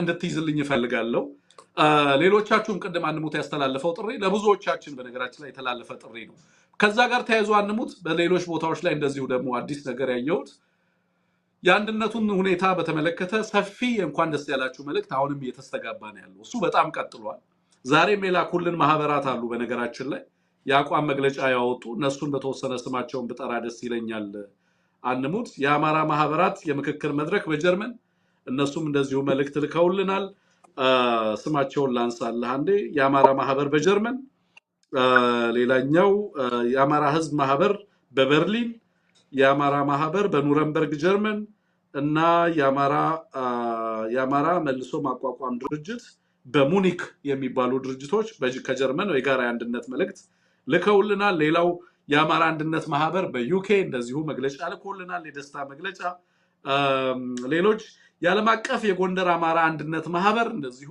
የእንኳን ደስ ያላችሁ መልእክት እሱም ልኮልናል በርካታ ተቋማት ናቸው የአንድነት መልእክት እየላኩልን ያሉት። ስለዚህ መልእክቶቻችሁ ደርሰውናል። በእውነት ትልቅ ነገር ነው የምትልኳቸው መልእክቶች። በቀጣይ ዳላስም አለ የአማራ ማህበር በዳላስ ይመስለኛል። ኦኬ እኔ ምናልባት ቴክኒሻናችን ጋር ደርሶ ወይንም ኤቢሲ ጋር ደርሶ ከሆነ አላውቅም። እነዚህ በቀጥታ በእኔ በኩል የተላኩና የደረሱኝ ናቸው። በጣም እናመሰግናለን። ሌላው አንሙት በጣም በርካታ ጉዳዮች አሉ። ከደረሱኝ ነገሮች አንዱ እና ካስገረመኝ በዚህ አጋጣሚ ላንሳው፣ ፖላንድ የሚገኙ ሌሎችም የአውሮፓ ሀገራት የሚገኙ የአማራ ማህበራት የሌሉባቸው አካባቢዎች ማህበራት ድጋፍ በፊት የተቋቋሙ ማህበራት ድጋፍ እንዲያደርጉላቸው ይፈልጋሉ። በድጋሚ ይህንን ማስታወስ ፈልጋለሁ። ጀርመን ያላችሁ፣ ሌሎች ቦታዎች ያላችሁ ማህበራት ማቋቋም የሚፈልጉ እናንተ ባላችሁበት አካባቢ ላይ ያሉ ሌሎች ሀገራት የሚገኙ የአማራ ተወላጆች ካሉ ማህበራት እንዲያቋቁሙ ድጋፍ እንድታደርጉላቸው ነው። ከዛ ባሻገር የኪነ ጥበቡን ሚና የምናየው ከዚህ በኋላ ነው። አንሙት ሙዚቀኞች ኮንታክት እያደረጉኝ ነው። በተለይ ወጣት ልጆች ስለ አማራው አንድነትና የአማራውን አንድነት ተከትሎ በኤቢሲ መልእክት የላኩ አሉ። ራፕ ማድረግ የሚችሉ ልጆች ጭምር ማለት ነው። በጣም ነው የገረመኝ። የሰሯቸውንም ሙዚቃዎች የፋኖ ሙዚቃዎች ሰርተው ልከውልናል። ዓለም አቀፋዊ ሙዚቃ ለመስራት ሁላ እየተዘጋጁ ያሉ ሰዎች እንዳሉ ተረድቻለሁ። ኢንተርናሽናላይዝ እናደርገዋለን ትግሉን ብለው እንደዛ አይነት ሙዚቃ በተለያዩ ቋንቋዎች በእንግሊዘኛ ቋንቋም የራፕ ሙዚቃዎችን ጭምር እየሰሩ ያሉ ወጣት ልጆችን እየተመለከትኩ ነው። ኤቢሲን እንከታተላለን ብለውኛል። በጣም ደስ ብሎኛል ኤቢሲን ስለምትከታተሉ ወጣቶች በተለይ እጅግ እያስገረሙኝ ነው ያሉት። በተለያየ ቦታ ላይ ሆነው በስደት ላይ ያሉትን በላቸው በተለያዩ ሀገራት ውስጥም ያሉ በጣም በርካታ የነቃ ተሳትፎ እያደረጉ ነው ያሉትና ማህበራት ባካችሁ ወጣቶችን በተለይ ትኩረት አድርጋችሁ ስራ እንድትሰሩ በዚህ አጋጣሚ መልእክት ማስተላለፍ ፈልጋለሁ። ይሄን ካልኩኝ ቀጥታ ወደ ቢዛ መወዝ ነው የምንሄደው። አንሙት ዛሬ ከቢዛ መወዝ ጋር ቃለ መጠይቅ ነበረ። አስገራሚ መረጃዎችን ይዘህልን መጥተሃል። ከዚህ በፊት እኔም ሰምቻቸው ማላቃቸው ኦፍኮርስ ከዚህ በፊት በተደጋጋሚ በአንድም በሌላ መንገድ ያነሳናቸው ጉዳዮች ግን አብዛኞቹ አዳዲስ ነገሮች ናቸው። አመራሮቹም በጣም የሚያስገርሙ ናቸው። ሲያነሱ የነበረውን ነገር እየሰማው ነበር የነበረው። አንሙትና በአጠቃላይ ቆይታችሁ ምን ይመስል ነበር? ለአድማጭ ተመልካቾቻችን ምንድን ነው የምንነግረው? ቢዛሞ ላይ በእርግጥ ምን አይነት ኃይል ነው የተፈጠረው? ይሄ ኃይል ነፃ ቀጠናዎች አሉት ወይ? ምን አይነት ስራዎችን ነው የሚሰራው? በአማራና በኦሮሞ ህዝብ መካከል ያለው መስተጋብር ምን ይመስላል? አገዛዙ ምን እያደረገ ነው ያለው? የወለጋ አማራ ምንን እየተከላከለ ነው ያለው? እነዚህ ወንድሞች እዛ ምንድን ነው እያደረጉ ያሉት ተጋድሎ? በውል ያውቀዋሉ የአማራው ህዝብ ተጋድሏቸውን የሚለውን ለማወቅ እድል ይፈጥርልናል ብዬ አስባለሁና ምንድን ነው ያለው ቢዛሞ ላይ የሚለውን እባክህ አስረዳን፣ ንገረን። መረጃውንም አይ ቲንክ ቃለ መጠይቁን በተወሰነ መልኩ ቀንጨብ አድርገን እናሰማለን በኋላ ላይ። መልካም ምናልባት ወደ ቢዛሞ እዝ ከማለፌ በፊት በጣም ኢምፖርታንት ነገር ጠቁመሃል። አይ ዶንት ኖ ሌላ ቀን ምናልባት ፕሮግራም አድርገን መስራት ያለብን ይመስለኛል። በዚህ ትግል ውስጥ የኪነ ጥበብ ሚና፣ የስነ ጽሁፍ ሚና፣ የአርት ሚና በጣም ትልቅ ነው። ዓለም ላይ የነበሩ ብሔራዊ ትግሎች ከሙዚቃዎች፣ ከመዝሙር፣ ከስነ ጽሁፍ፣ ከግጥም፣ ከመነባነብ ከዚህ የተለዩ አይደሉም። በጣም ትልቅ ኃይል እንዳላቸው እንድታውቁ ፈልጌ ነው። ምናልባት በዚህ አጋጣሚ ጥሩ ግጥሞች የሚላኩልን ከሆነ እነዚያ ግጥሞች የተነበቡ በእኛ በኩል ሊቀርቡ እንደሚችሉ በዚህ አጋጣሚ ለመንገር እንፈልጋለን። ግጥሞችን ላኩልን። ፋኖም የኪነት ቡድን እንዳለው ታውቃላችሁ። ወደዛም እንልካቸዋለን። ቀላል አይደለም። መዝሙር፣ አርት ኤንድ ናሽናሊዝም፣ አርትና ብሔራዊ ትግል በጣም ብዙ ትስስር ያላቸው ናቸው እና የኪነ ጥበብ ባለሙያዎች ብዙ ስራ እንደሚጠበቅ በዚህ አጋጣሚ ለማንሳት ፈልጌ ነው። ብዕራችሁ ሊያፍር አይገባም። ብዕራችሁ ሊደፍር ይገባል። በአማራ ህዝብ ላይ የሚፈጸመውን ግፍ መግለጽ መቻል አለበት። ደራሲዎች፣ ገጣሚዎች፣ ብዙ ስራ የምትሰሩ ድምፃውያን አሁን ያለችው ኢትዮጵያ በተለይ አማራዎች ሆናችሁ አማራ ላይ ያለውን ሁኔታ የፋኖ ሁኔታ የሚገባውን ያክል በኪነ ጥበብ ታግዟል የሚል እምነት የለኝም። ስለዚህ ኪነ ጥበብ ባለሙያ ድምፃውያን ሌሎቻችሁ በከፍተኛ ደረጃ ልትሳተፉ እንደ አንድ የጦር ግንባር ሊወሰድ ይገባል። ሰራዊቱን በማንቀሳቀስ ወኔ በማላበስ ህዝብን ለትግል በመቀስቀስ ህዝቡ አንድ መዝሙር እኮ በጣም በርካቶችን ወደ አንሙት ይሄንን ብቻ የሚመራ መምሪያ መቋቋም አለበት ባይዘው ብዬ አምናለሁ። ይሄን ብቻ የሚመራ መምሪያ መቋቋም አለበት። በጣም ከፍተኛ ድጋፍ አማራጮች አሉ። እጅግ የምትገረሙባቸው ሰዎች ይሄንን ለማገዝ ዝግጁ ናቸው። በጣም ከፍተኛ ፍላጎት ነው ያለው ከሚታሰበው በላይ። አሁን ብዙ ጊዜ የኪነ ጥበብ ባለሙያው ይወቀሳል አይደል? ኢንጌጅ አላደረግነውም። ሊደርሺፕ የሰጠንበት ዘርፍ አይደለም አንሙት። በየዘርፉ አመራር ይኖረዋል። አሁን የተቋም ትልቅነቱ እሱ ነው። የተቋም መቋቋሙ ሚና እሱ ነው። በየዘርፉ ቴክኖሎጂ ላይ የሚሰራ አመራር ከዚህ በኋላ ይኖረናል። በኪነ ጥበብ ላይ የሚሰራ አመራር ይኖረዋል ብዬ አስባለሁ። የአማራ ትግል ለእያንዳንዱ ዘርፍ ከዚህ በኋላ እንደ መንግስት ነው አክት የሚያደርገው አማራ ከዚህ በኋላ። ስለዚህ እያንዳንዱን ነገር ሲሰራ የራሱን ህዝብ ፍላጎቱን መጻኢ ዕድሉን በተመለከተ በሚሰራቸው እያንዳንዱ ነገር ህዝቡ በተለያዩ ቋንቋዎች ኢትዮጵያ ውስጥ ምንድነው እየተደረገ ያለው ትግል እየተደረገ ያለው ተጋድሎ የሚለውን ነገር እንዳልከው በሙዚቃም በተለያየ መንገድ ለተለያየ የህብረተሰብ ክፍል ኢትዮጵያ ውስጥ እንዲደርስ ማድረግ ተገቢ ነው ብለን እናምናለንና እንደውም ራሱን የቻለ መምሪያ ቢኖረው ደስ ይለኛል ለማለት ነው። ለመጠቆም ያህል ነው። ልክ ነው። የሚሰማ ከሆነ ትክክል ነህ። ይሄ በጣም ዋጋ ያለው ነገር ስለሆነ እኛ ማሳሰብ አስፈላጊ ስለሆነ ነው። በነገራችን ላይ እኔ ፋኖ ሲጓዝም ሲተኛም ሲቀመጥም በአንድ ቋንቋ በአራቱም አቅጣጫ የሚዘምረው ሰውነትህን የሚነዝርህ ውስጥህን የሚገልጽ ዓላማህን የሚያንጸባርቅ የምትከፍለውን መስዋዕትነት ብርታትህን ጽናትህን ሊያሳይ የሚችል እንደዚህ ያለ ዜማ መዝሙር ማዳመጥ እፈልጋለሁ። ሁላችንም በዚህ ብሔርተኝነት ውስጥ ያለን ይሄ ብሔርተኝነት በትክክል ውስጣችንን ሁላችንም የምንዘምረው ሁላችንም የምንቆምለት ሁላችንም ስሜታችንን ነገር ያስፈልገናልና ጸሐፊዎች ገጣሚዎች ይህንን አድርጉ፣ ድምፃውያን ይህንን ስሩ። በርከት ካለው ውስጥ ፋኖ በጣም የተመቸውን በጣም ጥሩ የሆነውን ብዙዎቻችን ሪኮመንድ ልናደርገው የምንችለውን መርጠው ሊጠቀምበት ይችላል። ያን ጊዜ ይኸውልህ አንድ መዝሙር ዘማሪዎች፣ አንድ ቋንቋ ተናጋሪዎች፣ የአንድ ዓላማ ተሰላፊዎች መሆናችንን በደንብ የሚያረጋግጥልን ስለሆነ ፋይዳው ትልቅ ነው። ወደፊት በፕሮግራም ልንመለከተው የምንችለው ነው። ይሄንን ካልኩኝ እንደው ከዚህ ጋር ካነሳህ አይቀር ሳትጨርሰው እንደው ይሄንን ርዕስ ለምሳሌ አሁን የተሰዉ ሴት ታጋዮችን ሳስብ የሴት ታጋዮችን ሁኔታ አታስብም? አንሙት አንዳንዴ ምኑን እየተጋፈጡ እንዳሉ ለዚህ ህዝብ ምን አይነት ዋጋ እየከፈሉ እንዳሉ ሴት ታጋዮቻችንን በስራ በኪነ ጥበቡ ለማወደስ እየከፈሉ ያሉ መስዋዕትነትንና ሴት የህይወት መስዋዕትነት ጭምር የከፈሉ ባለፈው እንግዲህ በርካታ ሴት እህቶቻችን ምን እንደደረሰባቸው ስናነሳ ነበር የነበረው አይደል? እነዚህም በኪነ ጥበቡ መዘከር ህያው እንዲሆኑ ማድረግ በቀጣይም አሁን ትግል ላይ ያሉትንም በርካታ ሴቶችም የዚህን ህዝባዊ ትግል የሚቀላቀሉበትን ሁኔታ በትክክል የሚመጥን ያንን ቁመና የጠበቁ የኪነ ጥበብ ስራዎች ሲሰሩ ማየት እንፈልጋለን። ቅድም አንሙት እንዳልከው ከጫፍ እስከ ጫፍ የአማራ ህዝብ የሚያስተጋባው መዝሙር ሊሰራ የሚችልበት ሁኔታ መኖር መቻል አለበት።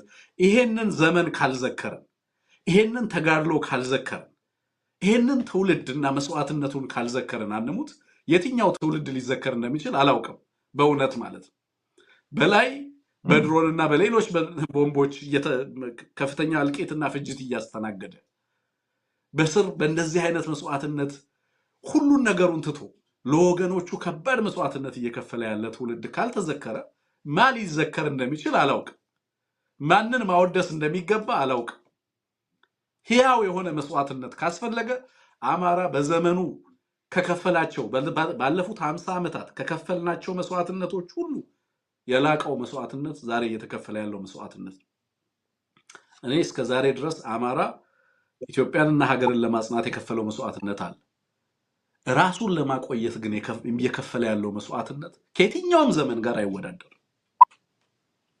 ሰው ራሱን ለማቆየት የሚከፍለው መስዋዕትነት የመጨረሻው ፕራይስ ነው። አንሙት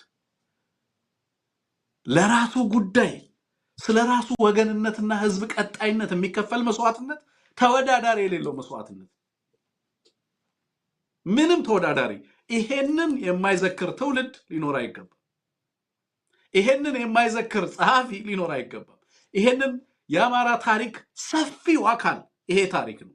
ዛሬ እየተደረገ ያለው ተጋድሎ የምንናገረው ነገ በነገራችን ላይ እየተጻፈ ያለው ዛሬ ነው። ያውም በደምና ባጥንት እየተጻፈ ነው ያለው የአማራ ልጅ ታሪክ፣ የአማራ ህዝብ ታሪክ ዛሬ ነው እየተጻፈ ያለው። ነገ ሚውዚየሞቻችን ማንን ይመስላሉ? የዛሬ መስዋዕትነታችንን ይመስላሉ። የነገው ጠፈንታችን ምንን ይመስላል? ዛሬ አማራ የሚከፍለውን መስዋዕትነት ይመስላል። ሀገር ትውልድ የሚሰራው ዛሬ በሚከፈለው መስዋዕትነት መሆኑን መገንዘብ ያስፈልጋል። የኪነ ጥበብ ባለሙያው መቼ ሊጽፈው ነው? የታሪክ ባለሙያው መቼ ሊጽፈው ነው? ተመራማሪው መቼ ሊከትበው ነው? መቼ ሊጽፈው ነው? ዛሬ ካልጻፈው፣ ዛሬ ካልተናገረው፣ ዛሬ ከወገኖቹ ጋር ይሄንን ስቃይ ካልተጋራ አንሙት መቼ ነው ህዝቡን የሚመስለው? አየህ፣ ድሎትን ካልፈለክ በስተቀር የዛሬ ላይ የዚህን ህዝብ ስቃይና መከራ አለመጋራት የምትችልበት እድል የለም። ዛሬ ጨርቃችንም ጌጣችንም ምናችንም የአማራ ህዝብ መስዋዕትነት ሆኖ እያንዳንዱ የአእምሮ ውጤት ይሄንን ትግል ለማክበር መዋል መቻል አለበት። እያንዳንዱ ፔኒ የአማራን ህዝብ ትንሳኤ በማረጋገጥ ረገድ ሚና እንዲኖረው ነው የሚያስፈልገው። ዛሬ ላይ አማራ ነኝ የሚል ሰው ነኝ የሚል ወገን አለኝ ከሰው ተፈጥሬ ያለው ለራሴና ለቤተሰቦቼ ለታሪኬ ክብር አለኝ የሚል ሰው ሁሉ በዚህ ሂደት ውስጥ ሚና አለው። ስለዚህ እያንዳንዱ ባለሙያ የኪነ ጥበብ ባለሙያው ብቻ ሳይሆን በየዘርፉ ያለው ባለሙያ ሚና አለውና ያንን ሚናውን እንዲወጣ በዚህ አጋጣሚ ጥሪ ማስተላለፍ ይገባል ለማለት ነው። አንቦት መቀጠል ይችላል። ወደ ሌላኛው ወደ አነሳው ጉዳይ ይለፍ። መልካም እንግዲህ ወለጋ ላይ የወለጋ ፋኖ ወይም ቢዛሞ ፋኖ ተደራጅቶ የተንቀሳቀሰ እንደሆነ ይታወቃል። ዛሬ ከውጭ ግንኙነት መምሪያ ኃላፊ ከዙ ውጭ ግንኙነት መምሪያ ኃላፊ ጋር ቃለ መጠይቅ አድርገናል። አጠቃላይ ነገሩ ምንድነው የሚመስለው፣ ትግላችሁ ምንድነው የሚለውን አጠቃላይ ነገሩን ለማንሳት እድል አግኝተናል። እንግዲህ በአጠቃላይ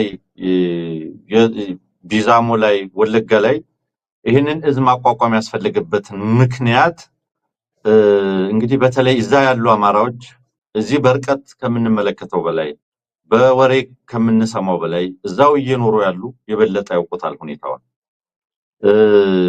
ለብዙዎች ሩቅ ላለነው ቁጥር የሆነ የምንሰማው እዛ ለሚኖሩት እዛ ላሉት ግን በተለይ አማራነት ላይ አማራ ላይ በታወጀ ጦርነት የጥፋት ጦርነት ውስጥ ያሉት ግን ምን ማለት እንደሆነ ሰቀቀናቸውን ያውቁታል። ያሳለፉትን ስቃይ ያውቁታል። እያሳለፉት ያለውንም በደንብ ይረዱታል። ከዚያ ሁኔታ አኳያ የመጣብን ጥፋት አማራ የሆነንን ሁሉ የሚምር አይደለም። የሚምር እንዳልሆነ አየነው። የተጨፈጨፈ የተፈናቀለ በተደጋጋሚ በተለይ ከ2010 ከዛም ቀደም ብሎ ጀምሮ እየተባባሰ አየነው። 2012 2013 እጅግ በከፋ ሁኔታ መካሄድ ጀመረ። ከዚህ በኋላ ያደረግነው መጥፋት የለብንም፣ አይናችን እያየ ትውልድ መጥፋት የለበትም። አልሞት ባይ ተጋዳይ ሆኖ 5ም 10ም እየሆነ ራሱን ወደ መከላከል ነው የገባው። በትንንሽ አሃድ እየተደራጀ በየአካባቢው ራሱን ለመከላከል መንቀሳቀስ ጀመረ። የመንግስት ያለህ ቢል የሚሰማ መንግስትም አጣ። ከዛ በኋላ ያደረገው ራሱን ወደ መከላከል ገባ ነው። ይሄ በትንንሽ አሃዶች የጀመረው መደራጀት እየሰፋ ወደ ሻለቃ ወደ ብርጌድ እያለ መስፋት ጀመረ። በዚህ ወቅት ላይ ራሱን ለመከላከል በዚህ ደረጃ ይንቀሳቀስ እንጂ ማን ነው የሚያጠቃችሁ የሚል ጥያቄ ነው እኔ ቀጥሎ ያመጣሁት። ማን ነው የሚያጠቃችሁ? ይሄ በመንግስት የሚደገፍ ጥቃት ነው የሚል ምላሽ ነው የሰጠኝ። በመንግስት የሚደገፍ ስንቅም ትጥቅም በክልሉ መንግስት መዋቅር የሚደረግለት ራሱ አገዛዙ ኦነግ ሸኔ ብሎ ያደራጀው ታጣቂ ኃይል ነው የሚጨፈጭፈን አለ። እዚህ ላይ በተጨማሪነት የኦሮሚያ ልዩ ኃይል፣ የኦሮሚያ ፖሊስ፣ የኦሮሚያ ሚሊሻ ይህን የመሰለ ደግሞ በተጨማሪነት እየላኩ በተለይ ደግሞ ራሳቸውን መከላከል የጀመሩ አካባቢዎች ላይ ጥቃቶችን ማድረስ ነው የጀመሩት። እዚህ ላይ አነሳውለት ጥያቄ እዛው አካባቢ የሚንቀሳቀስ ኦሮሞ ሊበሬሽን አርሚ የሚባል ወይም የኦሮሞ ነጻነት ሰራዊት የሚባል አለ፣ ኦኤልኤ አለ። አሁን የምትነግረኝ ደግሞ ኦነግ ሸኔ የሚባል ነው። ሁለቱ አንድ ናቸው ወይንስ ይለያያሉ?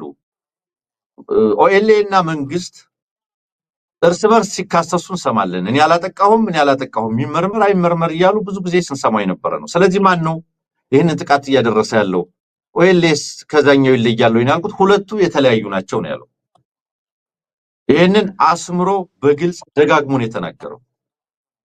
ኦነሰ ወይም ኦኤልኤ በጃልመሮ የሚመራው እና መሪዎቹ በተበጣጠሰ ሁኔታ የነሽመልስ መዋቅር ያደራጀው ኦነግ ሸኔ የሚባለው ምክንያቱም እስከዛሬ እኔ ነኝ ሸኔ ብሎ ስም አውጥቶ መግለጫ አውጥቶ እኔ ነኝ የሚል ኃይል የለም።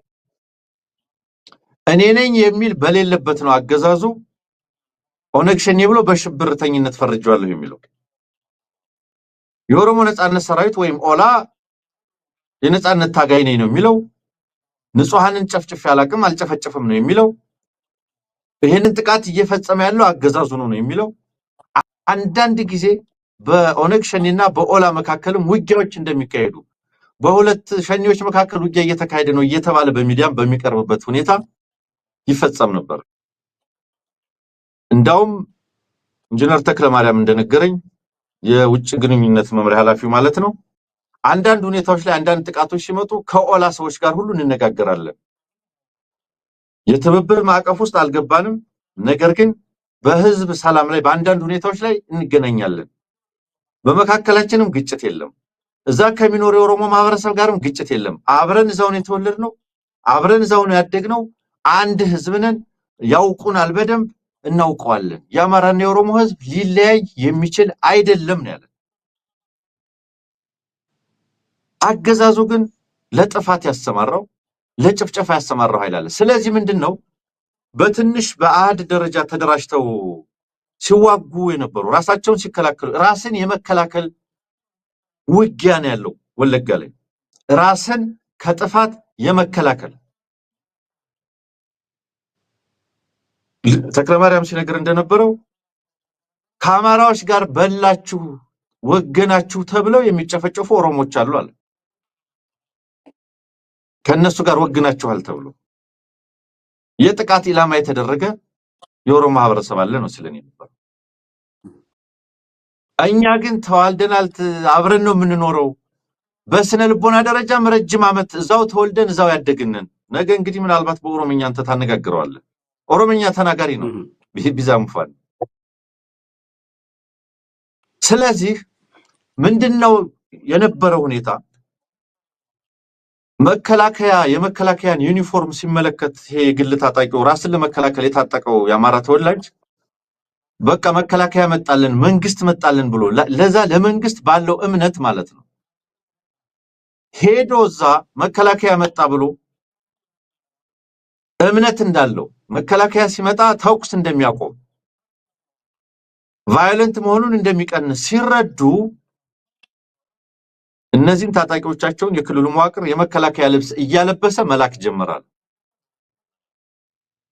የመከላከያ ልብስ እያለበሰ እየላከ መከላከያ መጣልን ብለው ራስን መከላከል አቆመው እንደ መንግስት ሲቀርቡ መጨፍጨፍ ጀመራል። ስለዚህ ማንንም የለንም ከህዝቡን ንጹሃንን ማለት ነው። አንድ ንጹሃንን ሁለተኛ ራሳቸውን ከጥቃት ለመከላከል የታጠቁትን ቢኖሩ መንግስት ከመጣማ ራሳችንን እናድን ብለን ነው እንጂ መሳሪያ ያዝነው ብለው ለመንግስት ቅሬታ ለማሰማት ሲጠጉ መመታት ተጀመረ። አሁን የሚታመን ጠፋ ማለት ነው። የክልል ኃይል አጥቂ ነው፣ የመደበኛው ኃይል ጨፍጫፊ ነው። የሚሻለው መከላከያ ነው እንዳይባል መከላከያውን የምትለየው በደንብ ልብሱ ነው፣ በዩኒፎርሙ ነው። በምን ትለየዋለህ? እሱም ቢሆን አጥቂ ሆነ። ምናምነው አጣን። ስለዚህ ምን ሆነ? ይሄ ተበታተነው በአነስተኛ አሃድ ተደራጅቶ ይንቀሳቀስ የነበረው በወለጋ አራቱም ዞኖች ላይ ይንቀሳቀስ የነበረው የፋኖ የግል ታጣቂ ወታደራዊ አደረጃጀት መያዝ ጀመረ። ወደ ብርጌዶች፣ ወደ ክፍለ ጦሮች ማደግ ጀመረ። አሁን ላይ እዝ ሆኗል ማለት ነው። እዝ ሆኗል ብቻ ሳይሆን መንግስት እንደሌለው ማንም እንደሌለው ሲያውቅ ከመዋቅሩ ጋር ውጊያ ነው የጀመረው። በዚያ ሂደት ነፃ ያወጣቸው በርካታ ቀበሌዎች አሉ እያስተዳደሯቸው ያሉ ከአካባቢው ኦሮሞ ማህበረሰብ ጋር የአማራና ኦሮሞ ማህበረሰብ ጋር ሆነው ነፃ አውጥተው እያስተዳደሯቸው ያሉ አሉ። ከነዚህ መካከል በምሳሌ ጠቀሰልኝ አለ። ከአንድ ወረዳ ኪራሙ የሚባል ወረዳ ይመስለኛል 19 ቀበሌዎች አሉት። 17ቱ ነፃ ወጥተው በዚሁ እዝ እየተዳደረ የሚገኝ ነው። በመሰረታዊነት ትልቁ ክስ የነበረው ምንድነው? በተለይ ኦፌኮን የመሰሉ ድርጅቶች በተደጋጋሚ ሆነ ብለው የዘር ማጥፋት ቅስቀሳዎችን ሲሰሩ የሚያቀርቡት መንግስት ያደራጀው የፋኖ ኃይል አለ፣ የመንግስት ሸኔ መኖሩን ያምናሉ። አማራዎችን እንዲጨፈጭፍ መንግስት ያደራጀው ሸኔ ኦነግ ሸኔ የሚባል ኃይል እንዳለ ያምናሉ። ግን ይሄ የፎልስ ኢኩቫለንስ የአቻ ፍለጋው በተመሳሳይ መንግስት ያደራጀው ፋኖ አለ እየተባለ በተደጋጋሚ ሲቀርብ ነው የነበረው። ወለጋ ውስጥ ኦሮሞን እንዲጨፈጭፍ የነ ሽመልስ መዋቅር አማራዎችን አደራጅቶ ፋኖ ብሎ ህዝብ ይጨፈጭፋል እያሉ ነው ያሉት። ይሄንን የሚያደርግ የአማራ ስነ ልቦና ከየት ይመጣል? ኢንጂነር ተክለማርያም በሳቅ ነው የጀመረው። ይሄንን ስነግረው እንደዚህ ይባላል። መንግስት ያደራጀው የመንግስት የሚባል ፋኖ ወለጋ ውስጥ አለ ወይ? ኦሮሚያ ውስጥ አለ ወይ? አሩሲም ፋኖ ይባላል፣ ምዕራብ ሸዋም ፋኖ ይባላል። አገዛዙም ይከሳል ፋኖ እያለ፣ ሌሎቹ ደግሞ የመንግስት ፋኖ ነው ይላሉ። አለ ወይ? ይሄ የለም፣ ይሄ የለም። ይሄ አልሞት ባይ ተጋዳይ ታውቁታላችሁ። የተፈናቀለውን ህዝብ በየወረዳው አማራ ክልል በየከተማው ያለውን እያንዳንዱ ቤተሰብ እኮ ራስን ለመከላከል በወሰደው እርምጃ ነው ወለጋ ውስጥ አሁን ሰርቫይቭ እያደረግን ያለ ነው። ስለዚህ መንግስት በህዝብ መካከል ግጭት እንዲነሳ አይፈልግም አይደለም፣ ይፈልጋል ብቻ ሳይሆን አበክሮ ይሰራል። ኦሮሚያ ውስጥ ያደራጀው ፋኖ የሚባል ኃይል ግን የለም። ምናልባት ሸኔ ብሎ ያደራጀውን ፋኖ የሚል ታርጋ ሰጥቶ ኦሮሞ አጌንስት አማራ እንዲነሳለት ለማድረግ እየተጠቀመ ሊሆን ይችላል። በመሰረታዊነት እዛ ተደራጅቶ ራሱን እየገለጸ ያለው ግን እኔ የወለጋ ፋኖ ነኝ ብሎ ራሱን እየተደራጀ ያለው ግን አልሞትም ብሎ ራሱንም ግልጽ አድርጎ እየተደራጀ ያለ ኃይል ነው ያለው። የተደራጀ ራሱን እየተከላከለ ያለ ኃይል ነው ያለው። በመሰረታዊነት ቀጠናዊ ትብብራቸውን ማንስቸለታለሁ በጥያቄ ደረጃ በቀጠናዊ ትስስር ለአማራ ፋኖ መነሳት አንደኛው ምክንያት እኮ እኛ ወለጋዎች ላይ ይደርስ የነበረው እየደረሰ ያለው ጭፍጨፋ ነው። የኛ በአማራነት መጨፍጨፍ ነው ለአማራ ፋኖ መነሳት ምክንያት ከሆኑት ምክንያቶች ምንድነው ጉዳዮች መካከል። ስለዚህ በእኛ ሞት የኛን ሞትም ምክንያት አድርገው ተነስተው ከሚታገሉ ወንድሞች ጋር አጋርነት ትብብር ማድረግ ተገቢ ነው።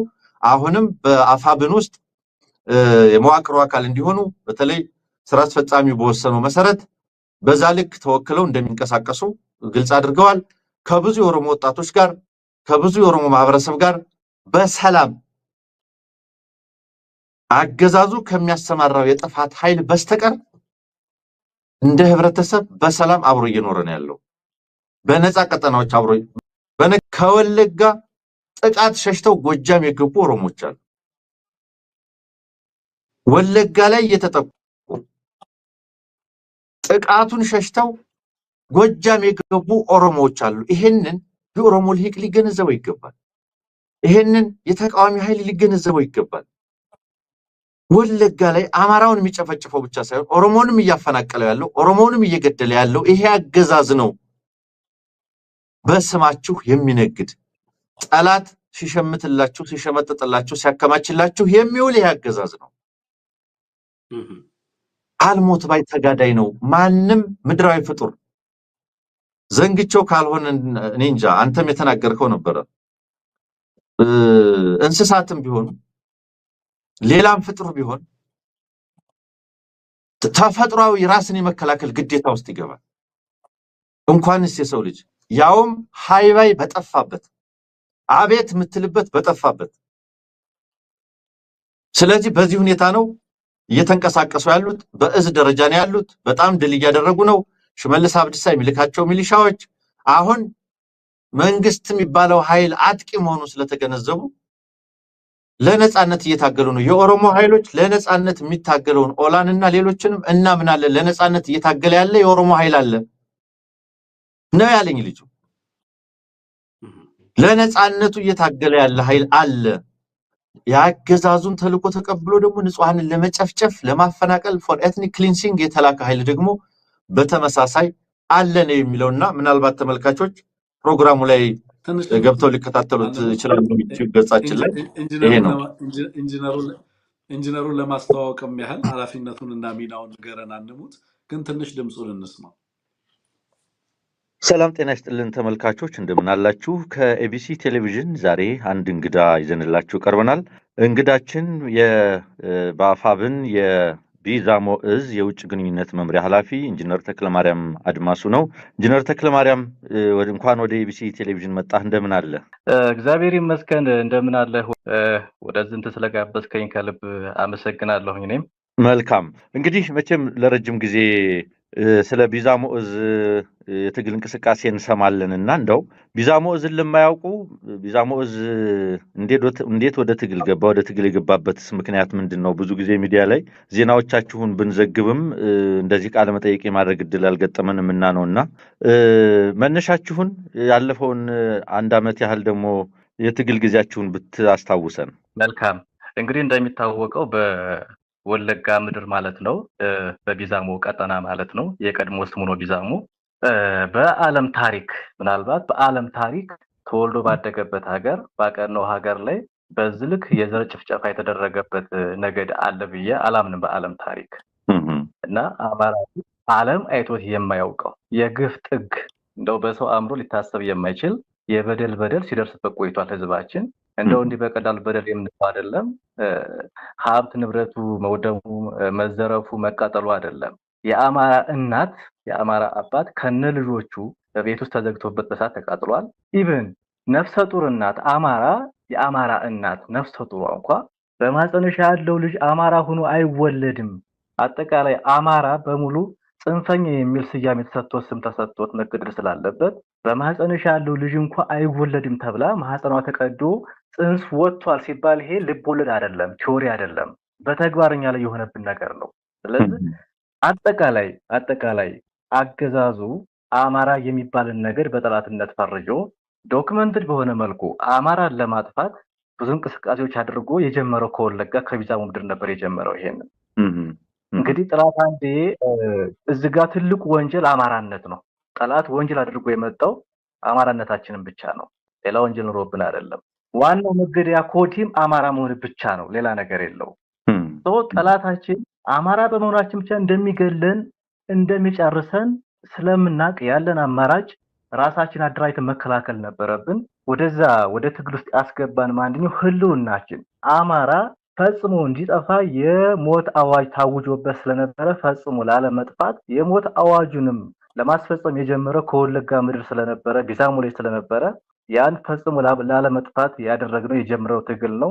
እንግዲህ እንደ ፈጣሪ ፈቃድ ነገሮች በብዙ ፈተናዎች አልፈው አሁን ላይ ቢያንስ የሞተው ሙቶ የቀረው ማስቀጠል የምንችልበት ደረጃ ላይ ደርሰን ትግሉ በዚህ ልክ ጥሩ ሁኔታ ላይ ደርሶ ይገኛል ማለት ነው።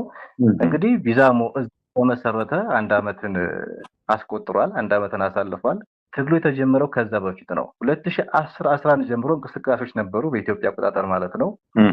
ከዛም ወደ 2012 እና 13 ጭፍጨፋው በጣም እየበረታ ሲመጣ በተናጥልም ሆኖ በሻለቃ ደረጃ፣ በብርጌድ ደረጃ፣ በሻምበል ደረጃ ሆኖ ራሱ ሲከላከል ሲመክት ቆይቶ ከዛ በኋላ ግን በተናጥል የሚካሄደው ትግል ፍሬ ላይ አፈራ ስለሚችል የጠላትን እንትን መቋቋም አንችልም ወደሚል እንትን ስለመጣን ወደ አንድ ማምጣት ስለነበረብን በዛ ልክ አደራጅተን ይሄው ለአንድ ዓመት በእዝ ደረጃ ተደራጅቶ ህዝቡን ከፈጽሞ ጥፋት ለመታደግ እየታገለ ይገኛል ማለት ነው። አጠቃላይ ይህን ይመስላል። ይበቃል። ሙሉ ቃለ መጠይቁን አድማጭ ተመልካቾቼ ሙሉ ቃለ መጠይቁን ሰርተናል ለብቻ፣ እሱን ታገኙታላችሁ እዚህ ኤቢሲ ቻናል ላይ ማለት ነው። እንግዲህ ግብጽ ያደራጀችው አማራ የሚባለው ይሄ ነው። ኦኬ የአማራ እናቶች ህፃናት የአማራ እናቶች ሆድ ተቀዶ እጅግ አሰቃቂ ነገር በሚፈጸምበት የነውር ሀገር የግፍ ጥግን ያየው አማራ የሚታገለው በግብጽ እየታገዘ ነው። አማራን ለማዳን በግብጾች ብንታገዝ ህዝባችንን ለማዳን ቅንጣት ታህል የሚያሳፍር አይደለም። ቅንጣት ታህል ማለት አማራን ያጠፋ ህዝባችንን ለማዳን ሌሎች ሀገራት ቢያግዙን ህዝባችንን ማዳናችን ነውር ሆኖ እኛ በሱ ልንሸማቀቅ ግን ደግሞ እንዴት እንደተደራጁ ተመልከቱ። ከየት እንደተነሱ ፋንታውን ሄዶ የካደው እነዚህን አማራዎች የነዚህን ወገኖች እልቂት ነው የካዱት። ዛሬስ ሁሉም የጸጥታ አካል እነዚህን እየሄደ ሁሉም የጸጥታ አካል የሚወጋው እነዚህ ልጆች ቤተሰቦቻቸው አልቀው የተረፉት ናቸው የተደራጁት። ባይዘው ወለጋ ላይ ለማታውቁት ለነያሱ ዘመድ ላይ ሆኑ ይችላሉ። እነዚህ ለኛ ስጋዎቻችን ናቸው።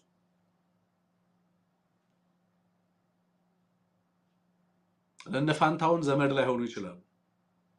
ለአማራ ህዝብ አካል ናቸው፣ ወገኖቻችን ናቸው።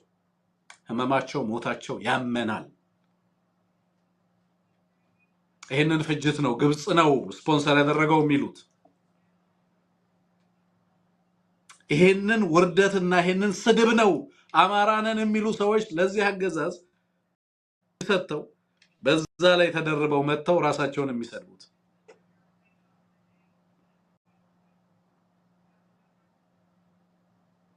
ራሳቸውን መተው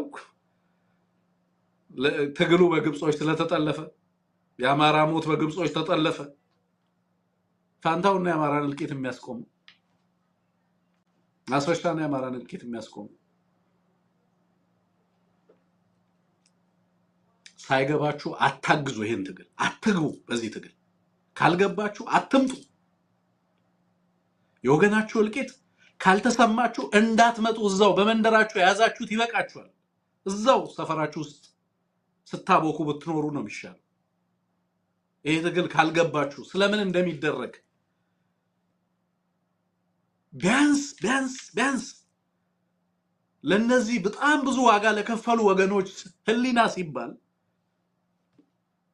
ነው ባትመጡ ይሻላል፣ ባትፈጠሩ ይሻላል። በእውነት የወገኖቻችሁ ፍጅት የማያማችሁ ብኩኖች ስለሆናችሁ ማለት ነው። እና አሊዶሮ ላይ የሚታገተው አማራ አይደለም፣ ግብጻዊ ነው። አሊዶሮ ላይ የሚታገተው በየሀገሩ እንደ እንስሳ እየታደነ የሚታረደው ግብጻዊ ነው። ስለዚህ ግብጽ ምክንያት አላት አማራን መታ ለማገዝ። የምን ምክንያት?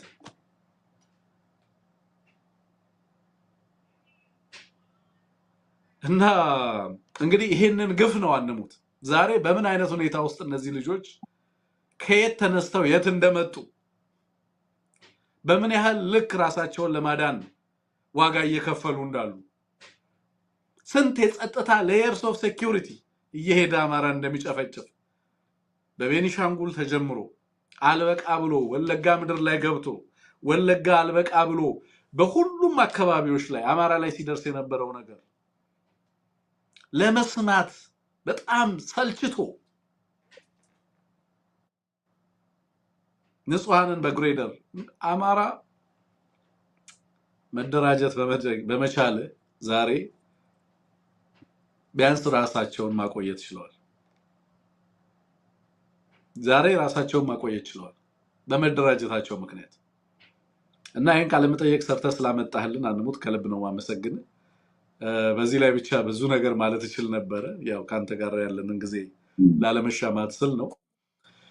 በዩናይትድ አረብ ኤምሬትን በተመለከተ አንሙት ከየመን ከተባረረች በኋላ የሊቢያ ላይ በተለይ በከሊፋ አፍታር በኩል ወደ ሱዳን ይገባ የነበረው የጦር መሳሪያ እንዳይገባ ከተደረገ በኋላ ከሶማሊያ ከተባረረ በኋላ ዲስግሬስፉሊ ተዋርዶ ከሶማሊያ ከተባረረ በኋላ የጦር መሳሪያዎቹንና ማውጣት ስታፎቹን እንኳን ማሸሽ አቅቶት ሽማግሌ ተደርጎ ተልኮ የሬድዋን ያው አብይ አይደም ከዚህ በኋላ ወደ ሶማሊያ ሬድዋን ነው የሄደው። ሬድዋን ተልኮ የዩናይትድ አረብ ኤምሬትን የጦር መሳሪያና ፐርሶኔል ስታፎች ወደ አዲስ አበባ ለማጓጓዝ በኢትዮጵያ አየር መንገድና አውሮፕላኖች እየተጫነ የዩናይትድ አረብ ኤምሬት ዕቃ እንዲወጣ ተደረገ። ከዛስ በሶማሊያ ከቦሳሶ እየተነሳ ወደ ደቡብ ሱዳን እና ወደ ሱዳን ይቀርብ የነበረው የጦር መሳሪያ ሙሉ ለሙሉ እንዲቆም ተደረገ። ከዛ አሁን የጦር መሳሪያው ቦታውን አቅጣጫውን ሙሉ ለሙሉ ቀይሮ ቤት በኩል እየሄደ ነው፣ በኢትዮጵያ እየሄደ ነው። ትላንትና የወጡ በጣም በርካታ ሚዲያዎች በቀጥታ ለአርኤስኤፍ የሚደረገውን የጦር ድጋፍ እያመላለሰ ያለ በቀጥታ በኢትዮጵያ አየር መንገድ በኢትዮጵያ በኩል እየተጋዘ እንዳለ እየተናገሩ ነው ያሉት። ይሄንን አስመልክቶ ካሜሮን ሁድሰን የጻፈውን አንድ ጽሁፍ ልታሳየን ትችላለህ ቴክኒሻናችን? አንሙት፣ እሱንም እንድታየው ፈልጋለሁ። ምን እንደሚል ጽሁፉ ማለት ነው። ምን እየመጣ እንዳለ በግልጽ የሚያመላክት ጽሁፍ ነው። ወይንም እዚህ ላይ ላነብልህ እችላለሁ እኔ ጋር ስላለ ማለት ነው። የትዊተር ጽሁፍ ነው። ቴክኒሻናችን ምናልባት ልታሳየን ትችላለህ። ካሜሮን ሁድሰን የዚህ if UAE after losses in Somaliland and Libya is now opening a new channel of support for the RSF via Ethiopia ነው የሚለው። So that risk unleashing a cascading effect by drawing among others Egypt and Eritrea more directly into Sudan conflicts, that's an epic miscalculation ነው የሚለው። እጅግ አደገኛ ሚስካልኩሌሽን ነው ያለው ነው የሚለው። በማ በኩል በኢትዮጵያ በኩል ምን ይሆናል ነው እያለ ያለው። ጦርነቱ ከቀጠናዊነትም አልፎ ዓለም አቀፋዊ ይዘትና ቅርጽ ሊይዝ የሚችልበት እድል ከፍተኛ ደረጃ አድጓል ነው የሚለው። ሶማሌላንድን፣ ሊቢያን፣ የመንን ያጣው የዩናይትድ አረብ ኤምሬት ጦር ሙሉ ለሙሉ እንግዲህ ከፖለቲካል ፖስቸር አልፎ እና አብይ አህመድ ሙሉ ለሙሉ ወታደራዊ ትብብር ከዩናይትድ አረብ ኤምሬት ጋር እያደረጉ በአደባባይ የጦር መሳሪያዎችን እየተቀበሉ ይሄንንም የጦር መሳሪያ ቀጠናው ላይ ላሉ የታጠቁ ኃይሎች በቀጥታ እያደረሱ በቀጠናው ጦርነት ውስጥ እየተሳተፉ እንዳሉ ነው እየወጡ ያለው ሪፖርቶች ማለት ነው። ይሄ አደገኛ ሚስካልኩሌሽን ቀጠናውን፣ ሀገሩን እና አካባቢው ላይ ያሉ ሀገራት በቀጥታ ወደዚህ ጦርነት እንዲገቡ ተጨባጭ ምክንያት እየሰጠ ያለ ነው ይላል። አንሙት ጤነኛ የሆነ አገዛዝ ሀገሪቱ በእንደዚህ አይነት ቀውስ ውስጥ የገባችበት አገዛዝ እሱም ራሱ በሌላ ቀውስ ውስጥ የገባ አገዛዝ እንደዚህ አይነት ቁማር ይጫወታሉ? ምንድነው ሊያስከትል የሚችለው መዘዝ የሚለውን ሳያውቁት ቀርተው ነው ወይስ ምንድነው እነዚህ ሰዎች እያሰቡ ያሉት የሚለውን ነገር እንደው ብታነሳልን ብዬ ነው። ፕሮክሲ ተላላኪነት የማንን አጀንዳ እንደተሸከመ ይሄ አገዛዝ እንግዲህ ይኸውልህ ፋኖን በተመለከተ አንድ ማስረጃ አታቀርብም። ይሄን አገዛዝ በተመለከተ በየዕለቱ የሚወጣው የዩናይትድ አረብ ኤምሬት ተላላኪነቱን በተመለከተ በየዕለቱ የሚወጣውን መረጃ እንደዚህ እያቀረብኩ ላሳይ ይችላል። በየዕለቱ ማለት ነው። ምንድነው የምትመለከተው ከዚህ አንፃር የሚለው ላይ ሐሳብ ስጠና አድርገህ አሁን እንዳልከው ነው። የአብይ አህመድ አገዛዝ ከኤምሬትስ ጋር ልዩ ወዳጅነት ይዟል። በዓለም የውክልና ጦርነት ውስጥ በቀጠናው የውክልና ጦርነት ውስጥ በለየለት አሰላለፍ በታወቀ አሰላለፍ ዓለም እያወራለት ባለ አሰላለፍ ውስጥ ገብቶ የሱዳንን የውስጥ ጉዳይ በሚያምሰው ቀውስ ውስጥ ዋነኛ ተሰላፊ ሆኗል። እንግዲህ ፋኖን በፕሮክሲ የሚወቅሱ ሚዲያዎች ወይም ግለሰቦች ስለዚህ አገዛዝ የመናገር ሞራል የላቸውም። ይሄን አይመለከቱም። ነገ ሀገሪቱ ጦርነቱ ስትገባ እንግዲህ ነገ አንሙት ለሚመጡ ጥቃቶች ለሚመጣው ዘርፈ ብዙ ጦርነት ሀገሪቱ በእንደዚህ አይነት ቀውስ ውስጥ ስትገባ ማንን ብሌም እንደሚያደርጉ እስኪ እናያለን። እንግዲህ ግን በተጨባጭ እነዚህ ተግባራት እነዚህ ሁኔታዎች ምንን ይዘው እየመጡ እንዳሉ በግልጽ የዓለም አቀፍ ተቋማት፣ ሀገራት፣ ልሂቃን፣ ፖለቲከኞች፣ ተንታኞች ችግሩ እያመጣ ያለውን መዘዝ እያሳዩ እየተናገሩ ነው ያሉት። በትክክል አሁን ምንድነው መሰለህ ኢቭን አጋርነቱ አንድ ከዚህ ቀደም ደጋግመን ያልነው ነገር አለ። ስለዚህ ጉዳይ የምናወራው ለምንድን ነው? አንደኛ ይህ አገዛዝ በውጭ ኃይል ተላላኪነት ማንንም የመውቀስ ሞራል የለውም። ሁለተኛ የውጭ ኃይሎች ጣልቃ ገብነት ከተራ ድጋፍ አልፏል። ከተራ ድጋፍ አልፎ ከዲፕሎማሲ ከፋይናንስ ከጦር መሳሪያ ድጋፍ አልፎ የሀገር ውስጥ ፖሊሲህንም የውጭ ፖሊሲህንም እስከ መወሰን እየደረሰ ነው ያለው። በጣም የውጭ ፖሊሲህንም የሀገር ውስጥ ፖሊሲህንም ጉዳዮችህን ከመወሰንህ በፊት የነዚህ ሀገራት ይሁንታና ጣልቃ ገብነት የግድ የመሰለበት ወቅት ላይ እንገኛለን። አንዳንዱ ደግሞ ስትራቴጂክ እና ሎንግ ተርም ጥቅሞችንም ታሳቢ ያደረገ አይደለም።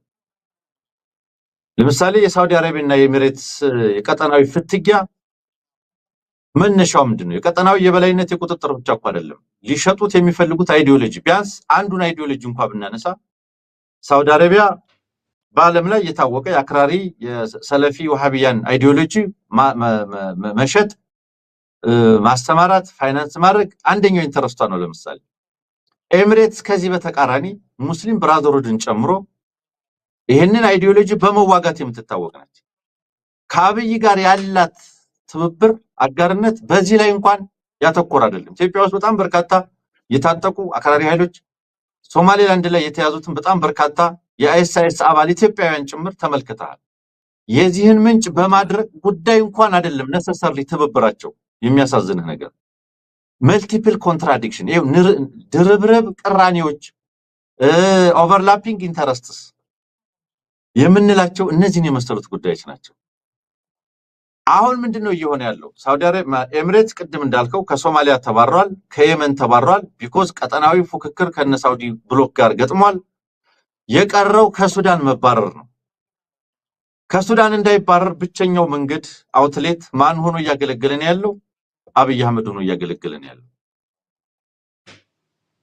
የሶማሊያን አየር ክልል ተከልክሏል። የመን ላይ ያለው ሁኔታ ይታወቃል። ሌሎችም አካባቢ ሊቢያ ላይ ያለው ነገር ይታወቃል። የቀረው ሳውዲ ላይ ነው። ማነው? ሱዳን ላይ ነው። ሱዳን ላይ ኤሚሬትን ተሸክሞ ገብቶ በሁለቱ ጀነራሎች ውጊያ ውስጥ ሚና ይዞ መቀጠል አሁን ካሜሩን እንደጻፈው ኤርትራንና ግብፅን ጎትቶ ሊያመጣ ይችላል። እዚህ ሁኔታ ውስጥ እዚህ ውጊያ ውስጥ ነው። ለምን? ሁለቱም አጌንስት ኢትዮጵያ ሁለቱም አጌንስት ኢትዮጵያ ናቸው።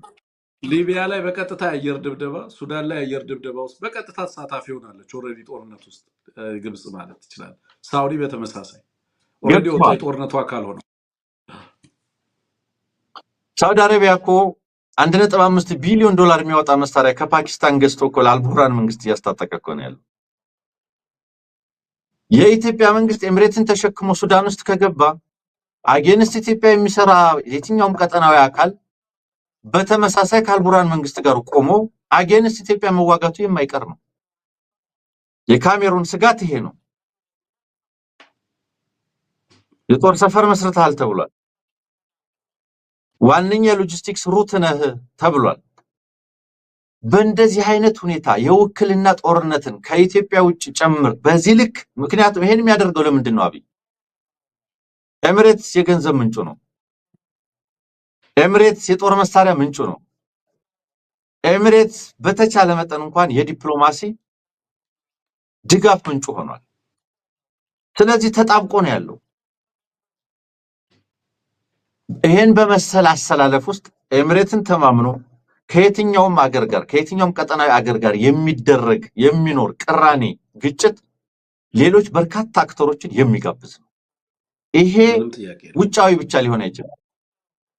እንዲህ ያደረግ ግብጽና ኤርትራ ኢትዮጵያ ውስጥ ያሉ ታጣቂዎችን ደግፉ አልደገፉ ብለህ አንተ ሱዳን ውስጥ ገብተህ እየደገፍክ አይደል እንዴ? አንተ ሱዳን ውስጥ ገብተህ ያውም የውጭ አካልን ተልኮ ጭምር ይዘህ ገብተህ እየተዋጋህ እያገዝክ ሌላውስ ሀገር ሳውዲ አረቢያ መጥቶ ኢትዮጵያ ውስጥ ያሉ ታጣቂ ቡድኖችን ገንዘብ፣ ዲፕሎማሲ፣ ጦር መሳሪያ ቢደግፍ ምኑ ነውር ይሆናል? አንተ የምታደርገው ነው የሚያደርገው። ያውም ካገዛዙ ህዝባቸውን ከጥፋት ለመታደግ የሚታገሉ አካላት ካገዛዙ እኔ እኮ የአማራን ህዝብ ሳይጨፈጭፍ ሌሎችን አካላት ኢትዮጵያ ውስጥ ከሌሎች ጋር ይሰራሉ ብሎ እኮ ቢከስ ምንም አይደለም። ጦርነት ሳያውጅብህ ነገሮች ኖርማል ሰርከምስተንስ ላይ ሆነው አንሙት ከሌሎች ጋር በትብብር እየታገሉ ነው ብለህ ብትከስ አንድ ነገር ነው። አክቲቭ የሆነ ጄኖሳይድ ውስጥ ያለን ህዝብ እንደገና ከሌሎች ጋር ተባበረ ብለህ ትከለክላለህ ወይ ልትከስ ትችላለህ? ያውም በሐሰት የጄኖሳይዱን ፍሮንት በነገር ላይ ያሰፋ ያለው ተመልከተው።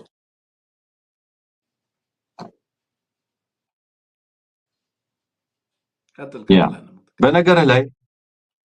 በነገር ላይ አርኤስኤፍ ጄኖሳይድ በመፈጸም የተከሰሰ ኃይል ነው። ጄኖሳይድ አልፋሸር የሚባል ቦታ ላይ ጄኖሳይድ ፈጽሟል ተብሎ ሪፖርቶች በአግባቡ አሁን እየተደራጁ እየቀረቡ ነው ያሉት። አንድን ጄኖሳይድ የሚፈጽም ፋክሽን ነው ሰፖርት እያደረጉ ነው። ዛትስ ዋይ ጄኖሳይድ መፈጸሙ ያገዛዝ ማይቆጨው ኢንሁማን መሆኑን የምትረዳው ሱዳናውያን ላይ ጄኖሳይድ የሚፈጽምን ታጣቂ ቡድንን ለማገዝ ጭምር የተሰለፈ መሆኑ። ስለዚህ አማራን ቢጨፈጭፍ ጄኖሳይድ ቢፈጽም ተግባሩ ነው። ለሱ ለዩናይትድ አረብ ኤሚሬት የሚላክ ሪፖርት እንጂ ህዝብ አይደለም ማለት ነው እየጨፈጨፈ። ኢንፋክት በእናንተ ድጋፍ ወንበር የቆየ እኮ ነው ነገሩ እኮ። ስለዚህ ኤሚሬት በራሱ እኮ የሆነ ቀን መጥቶ ወንበርህን የጠበቀው የኔ ገንዘብ ነው የኔ ጦር መሳሪያ ነው ይላል። እጅ ጥምዘዛ እኮ ሊመጣ ይችላል። አሁን በዚህ ላይ ደግሞ ምን ተጨመረበት? አሁን የምንለው ስጋት እንዳለ ሆኖ ባለፈው ብለናል። አብይ አህመድ ለአርኤስኤፍ ማሰልጠኛ ካምፕ ከከፈተ አልቡርሃን ለኤርትራ ይሁን ለግብጽ የጦር ማሰልጠኛና የጦር ካምፕ የጦር ቤዝ ሊፈቅድ የማይችልበት ምክንያት የለም ብለናል። ጎትተህ ያመጣው ነው። ኢሳያስ እኮ ሳውዲ ነው የነበረው። ኢሳያስ እኮ ግብጽ ነው የነበረው። አንተ እዛ የቀይ ባህር አፋር ብለህ ስትዶልት ማን ነው የብሉ ምናምን የሚባለውን ብርጌድና ሐመዱ ብለህ ስትዶልት ኤርትራም ለኢንተረስቱ ከአልቡርሃን ጋር ተባብሮ ይመጣል፣ በጎን ይመጣል፣ የጎን ውጋት ይሆንብሃል። ይሄ ብቻ አይደለም። አሁን ትራምፕ በተከተለው የአባይ ፖሊሲ ምክንያት አዲስ ይዞት በመጣው ፖሊሲ ምክንያት ከዚህ ፖሊሲ ጀርባ ደግሞ በጣም በርካታ ፍላጎቶች አሉ፣ ከጋዛ እስከ ዋሽንግተን የተዘረጉ። እኔ ነኝ ፋይናንስ ያደረኩት ይሄን ግድብ እያለ በግልጽ እየተናገረ ነው። አይደለህም የሚልም ጠፍቷል። ኢንፋክት ግብጾችም እንዴት ፋይናንስ አደረክ ብለውም አልከሰሱትም። እንዴት ይሄን ግድብ ፋይናንስ አደረክ ከግብጽ ኢንተረስት ተቃራኒ ሄደሃል ብለውም የትራምፕን አስተዳደር አልከሰሱትም። ነገር ግን ጥቅማችሁን ላስከብርላችሁ ነው እያላችሁ ነው። እኔ አይደለሁም ነው የሚለው፣ የባይደን አስተዳደር ነው የሚለው። ትራምፕ ፋይናንስ አደረገው የሚለው። አዎ አብይ አህመድም በነገራችን ላይ አንዴ ህዝቡን እናስታውሰው። አብይ አህመድ እዚህ ጋር የተናገረው ነገር አለ። አንሙት በዚህ አጋጣሚ ካንተ ርዕስ ጋር አይገናኝም፣ ግን ቪዲዮ ዝግጁ ስለሆነ ህዝቡ በዚህ አጋጣሚ ትንሽ ይስማው። አብይ የተናገረውን እንስማው። እዚህ ጋር ህዝቡ የኢትዮጵያ ህዝብ አይደለም የሰራው ግድቡን፣ እናንተ የሰራችሁ መስሏችሁ ከሆነ ተሳስታችኋል ብሎ የህዝቡ ከህዝብ ድጋፍ እንግዲህ የኢትዮጵያ ህዝብ በጋራ የገነባውት የሚለውን ተቋም በገነባውት የሚለውን ግድብ አይ እናንተ አይደላችሁም የገነባችሁት፣ ስለዚህ እናንተ ፋይናንስ ያደረጋችሁት አይምሰላችሁ ብሎ አስቀድሞ የተናገረው ንግግር ምን ማለት እንደሆነ ሌላ ቀን እናወራበታለን። ግን እንስማው። አንደኛ ህዳሴን ከጀመርን ጀምሮ ከዲያስፖራ ከባለ ሀብት ከመምህር ከሰራተኛ ከምናምን ከሁሉ ከአርሶ አደር የሰበሰብነው ማክሲመም 12 ቢሊዮን ብር ነው የሚሆነው። እዛ ያፈሰስነው ግን አሁን 100 ቢሊዮን ገደማ ደርሷል። ኢሚንት ናት ማለት ነው። 10% ደርሷል። ኢሚንት ናት ማለት ነው። 10% እንደው ህዳሴን ጀምራችሁ ጨርሳችሁ እናንተ እኛንም ብላችሁ እያሰባችሁ እንዳይሆን ብዬ ነው። ተመልከት እንግዲህ የኢትዮጵያ ህዝብ አይደለም እያለ ነው ግድቡ በግልጽ የእናንተ አይደለም። እንግዲህ ከዚህ በፊት ግድቡን በተመለከተ የነበረውን ፖሊሲ ትርክት ሁሉ የናደ የግድቡን ባለቤትነት ከኢትዮጵያ ህዝብ በአደባባይ በይፋ የገፈፈ ንግግር ነው። ይሄ ንግግር በነገራችን ላይ ለማን ነበር ሲያመቻቸን የነበረው ነው ጥያቄው። አሁን አንሙት ቀጥል። እዚህ ላይ እኮ ምን መሰለ የኢትዮጵያ ህዝብ 12 ቢሊዮን ብር ማዋጣት ምን ትርጉም እንዳለው እኔ ስንት ድሃ ቤተሰብ ስንት ብር እንዳዋጣ ቤታቸውን የሰጡ ይሄንን አይቼ ብሞት ግድ የለኝም ሲሉ የነበሩ ደሞዛቸውን ለዓመታት ያዋጡ ሲቪል ሰርቫንቶችን እንተወውሽ። ቀሪ 90% ቢሆን ከሱ ኪስ ነው ወይ የወጣው? የኢትዮጵያ ህዝብ ሀብት አይደለም እንዴ? እናንተ የገነባችሁት እንዳይመስላችሁ የሚባለው የማን ብር ነው? መንግስት የሚያስተዳድረው 90%ቱ የማን ብር ነው? የኢትዮጵያ ህዝብ ታክስ አይደለም ወይ? ወይም በኢትዮጵያ ህዝብ ስም የመጣን ብድር ከሆነ የኢትዮጵያ ህዝብ አይደለም ወይ? የእናንተ አይደለም ማለት ምን ማለት ነው በአማርኛ? ህዝብ 12 ቢሊዮን ብር አዋጥቶ ከሆነ ቀሪውን ደግሞ በግብር የከፈለው ነው። የደሞዝ ግብር ከፍሏል፣ የትርፍ ግብር ከፍሏል፣ የኮርፖሬት ታክስ ከፍሏል፣ ምናምን ከፍሏል። የኢትዮጵያ ህዝብ ገንዘብ አይደለም ወይ? ሌላውስ ማለት የነማን ነው እያለን ያለው? እኔ በጣም የሚገርመኝ ነገር ይሄ ነው። እዚህ ጋር ትራምፕ የማን ያነሳው ገንዘብ ጋር አንሙት ፋይናንስ ያደረግ ነው እኛንን ሲል ትራምፕ በግልጽ እኛ የኢትዮጵያ ህዝብ አይደለም ፋይናንስ። እንግዲህ እኔ የማውቀው ኢንጂነሮቹ እኛ ተብሎ አንሙት 12 ቢሊዮን በነገራችን ላይ ትክክለኛ አሃዝ አይደለም ያቀረበው። ከኢትዮጵያ ህዝብ ለመግፈፍ ስለፈለገ ይሄንን የናሽናል ሴንቲሜንት ፕሮጀክቱን የግራንድ የኢትዮጵያውያን የጋራ አሻራ መገለጫ እንዳይሆን ስለፈለገና የራሱ ማድረግ ስለፈለገ ከኢትዮጵያ ህዝብ ነጥቆ ይሄንን ንግግር እዛ ጋር እንዲናገር አደረገው። ተናገረ ይሄንን ንግግር። ግን ይሄ ንግግር በዚህ የሚያበቃው ይሄንን የግድብ ባለቤትነት ከኢትዮጵያ ህዝብ መበንጠቅ ብቻ የሚቆም አይደለም። በነገራችን ላይ አንሙት በቀጣይ ከሌሎች አካላት ለሚመጣ ጫና ራሱን እያመቻቸ ግድቡን እናንተ አልገነባችሁም፣ የገነቡት ሌላ አካላት ናቸውና የእናንተ አይደለም የሌሎች ሀገራት ነው ሊልም የፈለገ ይመስለኛል። ያንን ኢምፕሊኬት እያደረገበት ነው በዚህ ንግግሩ። ምናልባት እኛንን የገነባ ነው ብር የሰጠነው እኛንን የሚሉ አካላት እነሱ ናቸው የገነቡት ብሎ ነገ ሊመጣ እንደሚችል ልትሰማ ትችላለህ። ነገር ይሄ ግለሰብ የሀገርን ጥቅም አሳልፎ በመሸጥ ረገድ ተስተካካይ የሌለው ለምንድን ነው ወጥቶ የማያስተባብለው ነው አንተ እያልክ ያለው አይደል? ለምሳሌ እኛንን የረዳ ነው እኛንን የደገፍ ነው ግድቡን እኛንን ያሰራ ነው በእኛ ገንዘብ ነው ፋይናንስ የተደረገው ሲባል ለምንድን ነው የማያስተባብለው ነው እያልክ ያለው? ለምን አያስተባብልም? ምክንያቱ ምን ይመስላል? ሊያስተባብላችሁ እንግዲህ አንደኛ ሌሎች ፉከራዎች ነበሩ። ቅድም የላኩልህ አንድ ቪዲዮ ነበረ ሌንጮ ባቲ የሚባለው አብይ ለትራምፕ ምን አይነት መልስ እንደሰጠው የሚያወራበት በጣም አስቂኝ ምላሽም ነበረ። እሱ ብቻ ሳይሆን አብይ አህመድ ፓርላማው ፊት ቀርቦ እናንተ 5 ሳንቲም ስላልሰጣችሁ በዚህ ፕሮጀክት ጉዳይ ልትጠይቁኝ አትችሉም ብሎ በድፍረት እስከ መናገር የደረሰ ነው። ገበታ ለምናምን ብሎ አንድ ራት በ5 ሚሊዮን ብር እየሸጠ ከህዝብ የሰበሰበውን ከህዝብ ተቋማት የተሰበሰበን ገንዘብ አያገባችሁም ለማለት የደፈረ ሰው ነው። ስለዚህ ኢምንትን ያስተዋጽዋችሁ እኛን የሰራ ነው አትበሉ ማለትም እኔ እንደፈለኩ አደርገዋለሁ እንደማለት ነው። እንዳልከው እኔ እንደፈለኩ አደርገዋለሁ። ነገ ጠያቂ ቢመጣ ተደራዳሪ ቢመጣ ምክንያቱም አሁን ምንድነው ግብጾቹ ጥያቄያቸውን ቀየሩ። ካሳ ይከፈለን ወደ ማለት ሄዱ። አሁን ቅድም ከምናወራው የኤሚሬትስ እና የሳውዲ አረቢያ አሰላለፍ ጋር በተያያዘ ሱዳን እና ግብጽ ምን እያሉ ነው ያሉት? የትራምፕን ሪኮሜንዴሽን አሁን ፕሬዝዳንት ትራምፕ ያመጣውን ሐሳብ እንቀበለዋለን እንደግፈዋለን እያሉ ነው ያሉት። ይሄ ከምን ጋር ይያያዛል? ከቀጠናው የውክልና ጦርነት ጋር አያይዝና አባይን ጨምርበት። አባይን ስትጨምርበት ግብጽም ሆነ ሱዳን አልቡራንም ሆነ አልሲሲ ያለውን የፕሮክሲ ጦርነት ብቻ ሳይሆን ግብጾችም በሱዳን ጉዳይ ላይ ቀይ መስመር እያሉ የተናገሩትን ብቻ ሳይሆን በግድብ ጉዳይም ደግሞ ሌላ ፕሬሸር ለመፍጠር የሚያስችላቸውን ጉዳይ ይዘው መጥተዋል። ትናንት ስንለው እንደነበረ ነው።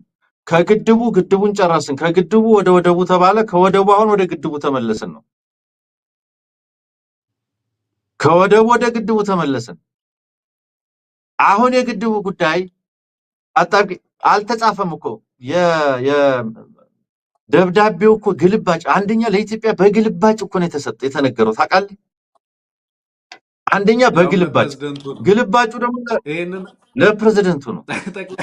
ጠቅላይ ሚኒስትር ነኝ የሚለው ግለሰብ ጭራሽ በዚህ ማዕቀፍ ውስጥም ኮሚኒኬት አልተደረገም። በነገራችን ላይ ለፕሬዝደንቱ ነው ኮሚኒኬት። አይ ፕሬዝደንት እንደሆነ የኢትዮጵያ ጠቅላይ ሚኒስትር እንዳላት ስለማያውቅ ነው እያሉ ራሳቸውን ለማጽናናት ጥረት እያደረጉ ነው ያሉት። በቀጥታ እንደውም የተነገረው ለዩናይትድ አረብ ኤምሬት ነው። በነገራችን ላይ የዚህ ድርድር አካል ነች ሳውዲ፣ አንሙት። ስለዚህ በቀጥታ ኮሚኒኬት የሚደረጉት አሁን የሳውዲ እና የዩናይትድ አረብ ኤምሬት መንግስታት ሆነዋል። በኢትዮጵያ ጉዳይ የሚመግበው የጦር መሳሪያ የሚያቀርብለት የአማራን ህዝብ እንዲፈጅ የጦር መሳሪያ ቦምብና የመርዝ ጋዝ የሚሰጠው ዩናይትድ አረብ ኤምሬት ነው። ስለዚህ በዚህ ሀገር ጉዳይ ላይ የሚወስነው ጦርነቱ ላይ የሚወስነው ዩናይትድ አረብ ኤምሬት ከሆነ፣ ጀነራሎቹን ልብስ የሚያለብሰው ዩናይትድ አረብ ኤምሬት ከሆነ፣ ጀነራሎቹን የፊት ቅባት የሚቀባው በላይም በታችም የሚያበሩትን ነገር የሚሰጣቸው ዩናይትድ አረብ ኤምሬት ከሆነ ሀገራት በቀጥታ ትራንዛክት እያደረጉ ያሉት ከማን ጋር ነው? ከነዚህ ሀገራት ጋር ሆነ ማለት ነው። ሉዓላዊነት የሚባል የለም ማለት ነው። አንሙት የለም ሉዓላዊነት ቀረ እኮ እሱ እኮ ቀረ። የውስጥ ጉዳይህንም የውጭ ጉዳይህንም ለኤምሬት ሰጠህ እኮ። ያን ጊዜ ነው እኮ ያበቃው። ሀያላን እዚህ ቀጠና ላይ ኢንተረስት ያላቸው መንግስታት ዞር መለስ ሲሉ ኢትዮጵያ ተፈላጊ ስለሆነች ልዩ ጠንካራ መንግስት ስላላት አስመስለው ነው የሚያቀርቡት። ጉዳዩ እሱ አይደለም። እዚህ ቀጠና ላይ ኢንተረስት የሌለው የለም። ስለዚህ እዚህ ቀጠና ላይ ያለ ደካማ ይሁን ጠንካራ መንግስት ሶማሌላንድን መንግስት ብሎ ከቻይና እስከ አሜሪካ ከእስራኤል እስከ ገልፍ ሀገራት በሙሉ እየተረባረበ አይደል እንዴ? ሶማሌላንድ እንደ መንግስታዊ ቁመኗ ዲፈረንትሊ ሌላ አይነት ነገር ስላለው እኮ አይደለም። ቢኮዝ ዩ አር ሄር እዚህ በመገኘት ብቻ ይመጣል። አብይ አህመድ ግን እዚህ የሚመጡትን ኢትዮጵያኖች የዲፕሎማሲው እምርት አድርገው ነው ካድሬዎቹ ሊገልጹ የሚፈልጉት። እሱ አይደለም ጉዳዩ። ነገር ግን በዚህ አስተላለፍ ውስጥ የውስጥ ሰላም ማታገኝም፣ የውጭ ሰላም ማታገኝም። ለምን? የውክልና ጦርነት ተሰላፊና ተሳታፊ ተደርገሃል ሆነሃል። መሰረታዊ ጉዳዩ ይሄ ነው። በዚህ ተሰላፊ እስከሆንክ ድረስ ኢትዮጵያ ውስጥ እየበቀሉ ያሉ ታጣቂ ቡድኖች በየአቅጣጫው መደገፋቸው መጠናከራቸው አይቀርም። ሰላም መቼም አትመጣም። ይህንን የምንለው አብይ አህመድ እንደው ተስተካክሎ ጥሩ መንግስት እንዲሆን አይደለም ነሰሰር ይሄን መንግስት ከማስወገድ በቀር ሌላ ዓላማ ስለሌለ ውድቀቶቹ የሚያወራቸውን ፕሮፓጋንዳዎች የማይመጡን መሆናቸውን ሰው እንዲገነዘባቸው ነው። ዓለም አቀፋዊ ዲፕሎማሲያዊ ሁኔታው ውስጣዊ ሁኔታው ከሚቀደደው ከሚያወራው ከሚናገረው ፕሮፓጋንዳ ጋር የሚሄድ አይደለም። የኢትዮጵያ ነባራዊ ሁኔታ ቅድም እንዳልነው እያንዳንዱ ሰው በማጀቱ የሚከታተለው ነው ለማለት ነው። አመሰግናለሁ ወንድም አለም። ይበቃናል። አንሙት። በጣም ነው የማመሰግነው። አድማጭ ተመልካቾቻችን ስቲከር እየገዛችሁ ኤቢሲን የደገፋችሁ ያበረታታችሁ እንትናችን በዜልም እንደዚሁ ኤቢሲን ማገዝ የምትፈልጉ ሰዎች ካላችሁ በ723093725 እንደዚሁ ድጋፍ ማድረግ ትችላላችሁ። የዩቲዩብ ቻናላችንን ሰብስክራይብ ሳታደርጉ የምትመለከቱ ሰዎች ምን አለ ሰብስክራይብ ብታደርጉ። ለእናንተ ምንም ላይሆን ይችላል፣ ለእኛ ለምንደክመው ደግሞ ማበረታቻው ለህዝባችን እንድንደርስ እድል ይሰጠናል እና እሱን አድርጉ። ከፋም ለማም ብዙ ነገር ታገኙበታላችሁ ብዬ ስለማስብ ነው። ስለዚህ አድርጉ። ግሬሽየስ ሆናችሁ ላይክ እና ሰብስክራይብ አድርጉ። እንደዛ አድርጋችሁ ውጡ። አትሊስት ከህሊናችሁ ጋር አትታገሉም ማለት ነው። ሌላው እንግዲህ በሌሎች ፕሮግራሞቻችን ከሰዓት በኋላ ላይ እንመጣለን። ሰሞኑንም እንደዚሁ በርከት ያሉ ፕሮግራሞች ይኖሩናል። ኤቢሲ ትልልቅ እንግዶችን ይጋብዛል በቀጥታ ወደ እናንተ የምናደርሳቸው። በዚህ ሳምንት ውስጥ ትልልቅ ፕሮግራሞች ይኖሩናል። ስለዚህ ከኛ ጋር ብትሆኑ ብዙ ታተርፋላችሁ ብለን እናስባለን። ድጋፋችሁን አጠናክሮ የአማራ ብሮድካስት ሴንተር የአማራ ቴሌቪዥን ነው። የአማራ ህዝብ ድምፅ የሚሞገትበት የአማራ ህዝብ ጥቅም የሚከበርበት ተቋም ነው። ስለዚህ ይህንን ተቋም ብታግዙ ይበልጥ ህዝባችንንም ታግዛላችሁ ብዬ አስባለሁ። ሌላው አሁን ስቱዲዮ ከገባን የደረሰኝ ምንድን ነው? የአማራ ማህበር በኮሎራዶ የተሰጠ የደስታ መግለጫ ይላል። የኮሎራዶ የአማራ ማህበርም እንደዚሁ በጥር 15 2018 ዓ.ም ወይንም የተጻፈ የእንኳን ደስ ያላችሁ መግለጫውንም አጋርቷል። ስለዚህ በሁሉም አካባቢ ያሉ የአማራ ማህበራት ኦልሞስት ደስታቸውን እያጋሩን ያሉትና እኛም በጣም ደስ ብሎናል። ደስታችሁን አጋሩ። እኛ ከአሁን በኋላ ኮሚኒኬትም አብረንም የምንሰራው ከነዚህ ተቋማት ጋር ነው። የአማራን ህዝብ ደስታ ከሚጋሩ የአማራን ህዝብ አብሮነትና አንድነት ትልቅ ተቋም ሲፈጠር በጋራ ደስ ከሚላቸው እንጂ እየሰነጠቁ ግለሰብን እንትን እያሉ ሲረብሹ ከሚውሉት ጋር ልንተባበር አንችልም። ትግሉ በጣም አድጓል። አላድግ ያለው ይሄ አንድ ቶተናም የሚባል የእግር ኳስ ክለብ አለ እንግሊዝ ውስጥ። ይቅርታ ጠይቃለሁ የዛ ቡድን ደጋፊዎች ካላችሁ እና ሁሉ ጊዜ እግር ኳስ ሲጫወቱ ሳይ ቶተናም የሚባለውን ቡድን ቲም አይደለም የማየው፣ 11 ተጫዋቾች ነው የምመለከተው ብዙ ጊዜ ማለት ነው። በቃ ቡድን አይደለም፣ የተሰራ ነገር አላይ። በአማራ ትግል ውስጥ ያለፉት 20 ምናምን ወራቶች ያሳለፍ ነው ቲም አልነበረም። የአማራ ህዝብ ትግል በእርግጥ የጋራ ስምምነት ላይ የደረሰ ትግል አልነበረም። ተናጥላዊ ሩጫ ነው። ግለሰብና ፍላጎት ነበር የምመለከተው። የእውነት ማለት ፍላጎት ማለት አሁን ይሄ ድርጅት ግን ትግሉን ፈንዳመንታሊ ቀይሮታል። ከዚህ በኋላ የምናወራው የምንተነፍሰው ስለ አማራ። ስለዚህ በግለሰብ ደረጃ ግለሰብ ሬሌቨንት አይደለም ለኛው። ትልቅ የአማራ ተቋም ተወልዷል። ኦኬ። ስለዚህ ኢንዲቪጁዋሎች ኢሹዎች አይሆኑም በአማራ ትግል ውስጥ። ከዚህ በፊት ግለሰብ ሲከዳ አማራ አንገቱን የሚደፋበት፣ ግለሰብ ሲሰዋ አማራ አንገቱን የሚደፋበት ያ ዘመን እንዲያበቃ ነው ፍላጎታችን። አመራሮቹ ጠንካራ ተቋምን ለትውልድ አሳልፈው የአማራ ህዝብን ማሻገር የሚያስችሉ ተቋማትን ማንበር ነው የዚህ ትግል ትልቁ ውጤት። ስለዚህ ከግለሰብ በላይ ሆነ ትግሉ። እናንተ የምትጣሉት በግለሰብ ነበር፣ አሁን ከዛ በላይ ሆነ ትግሉ።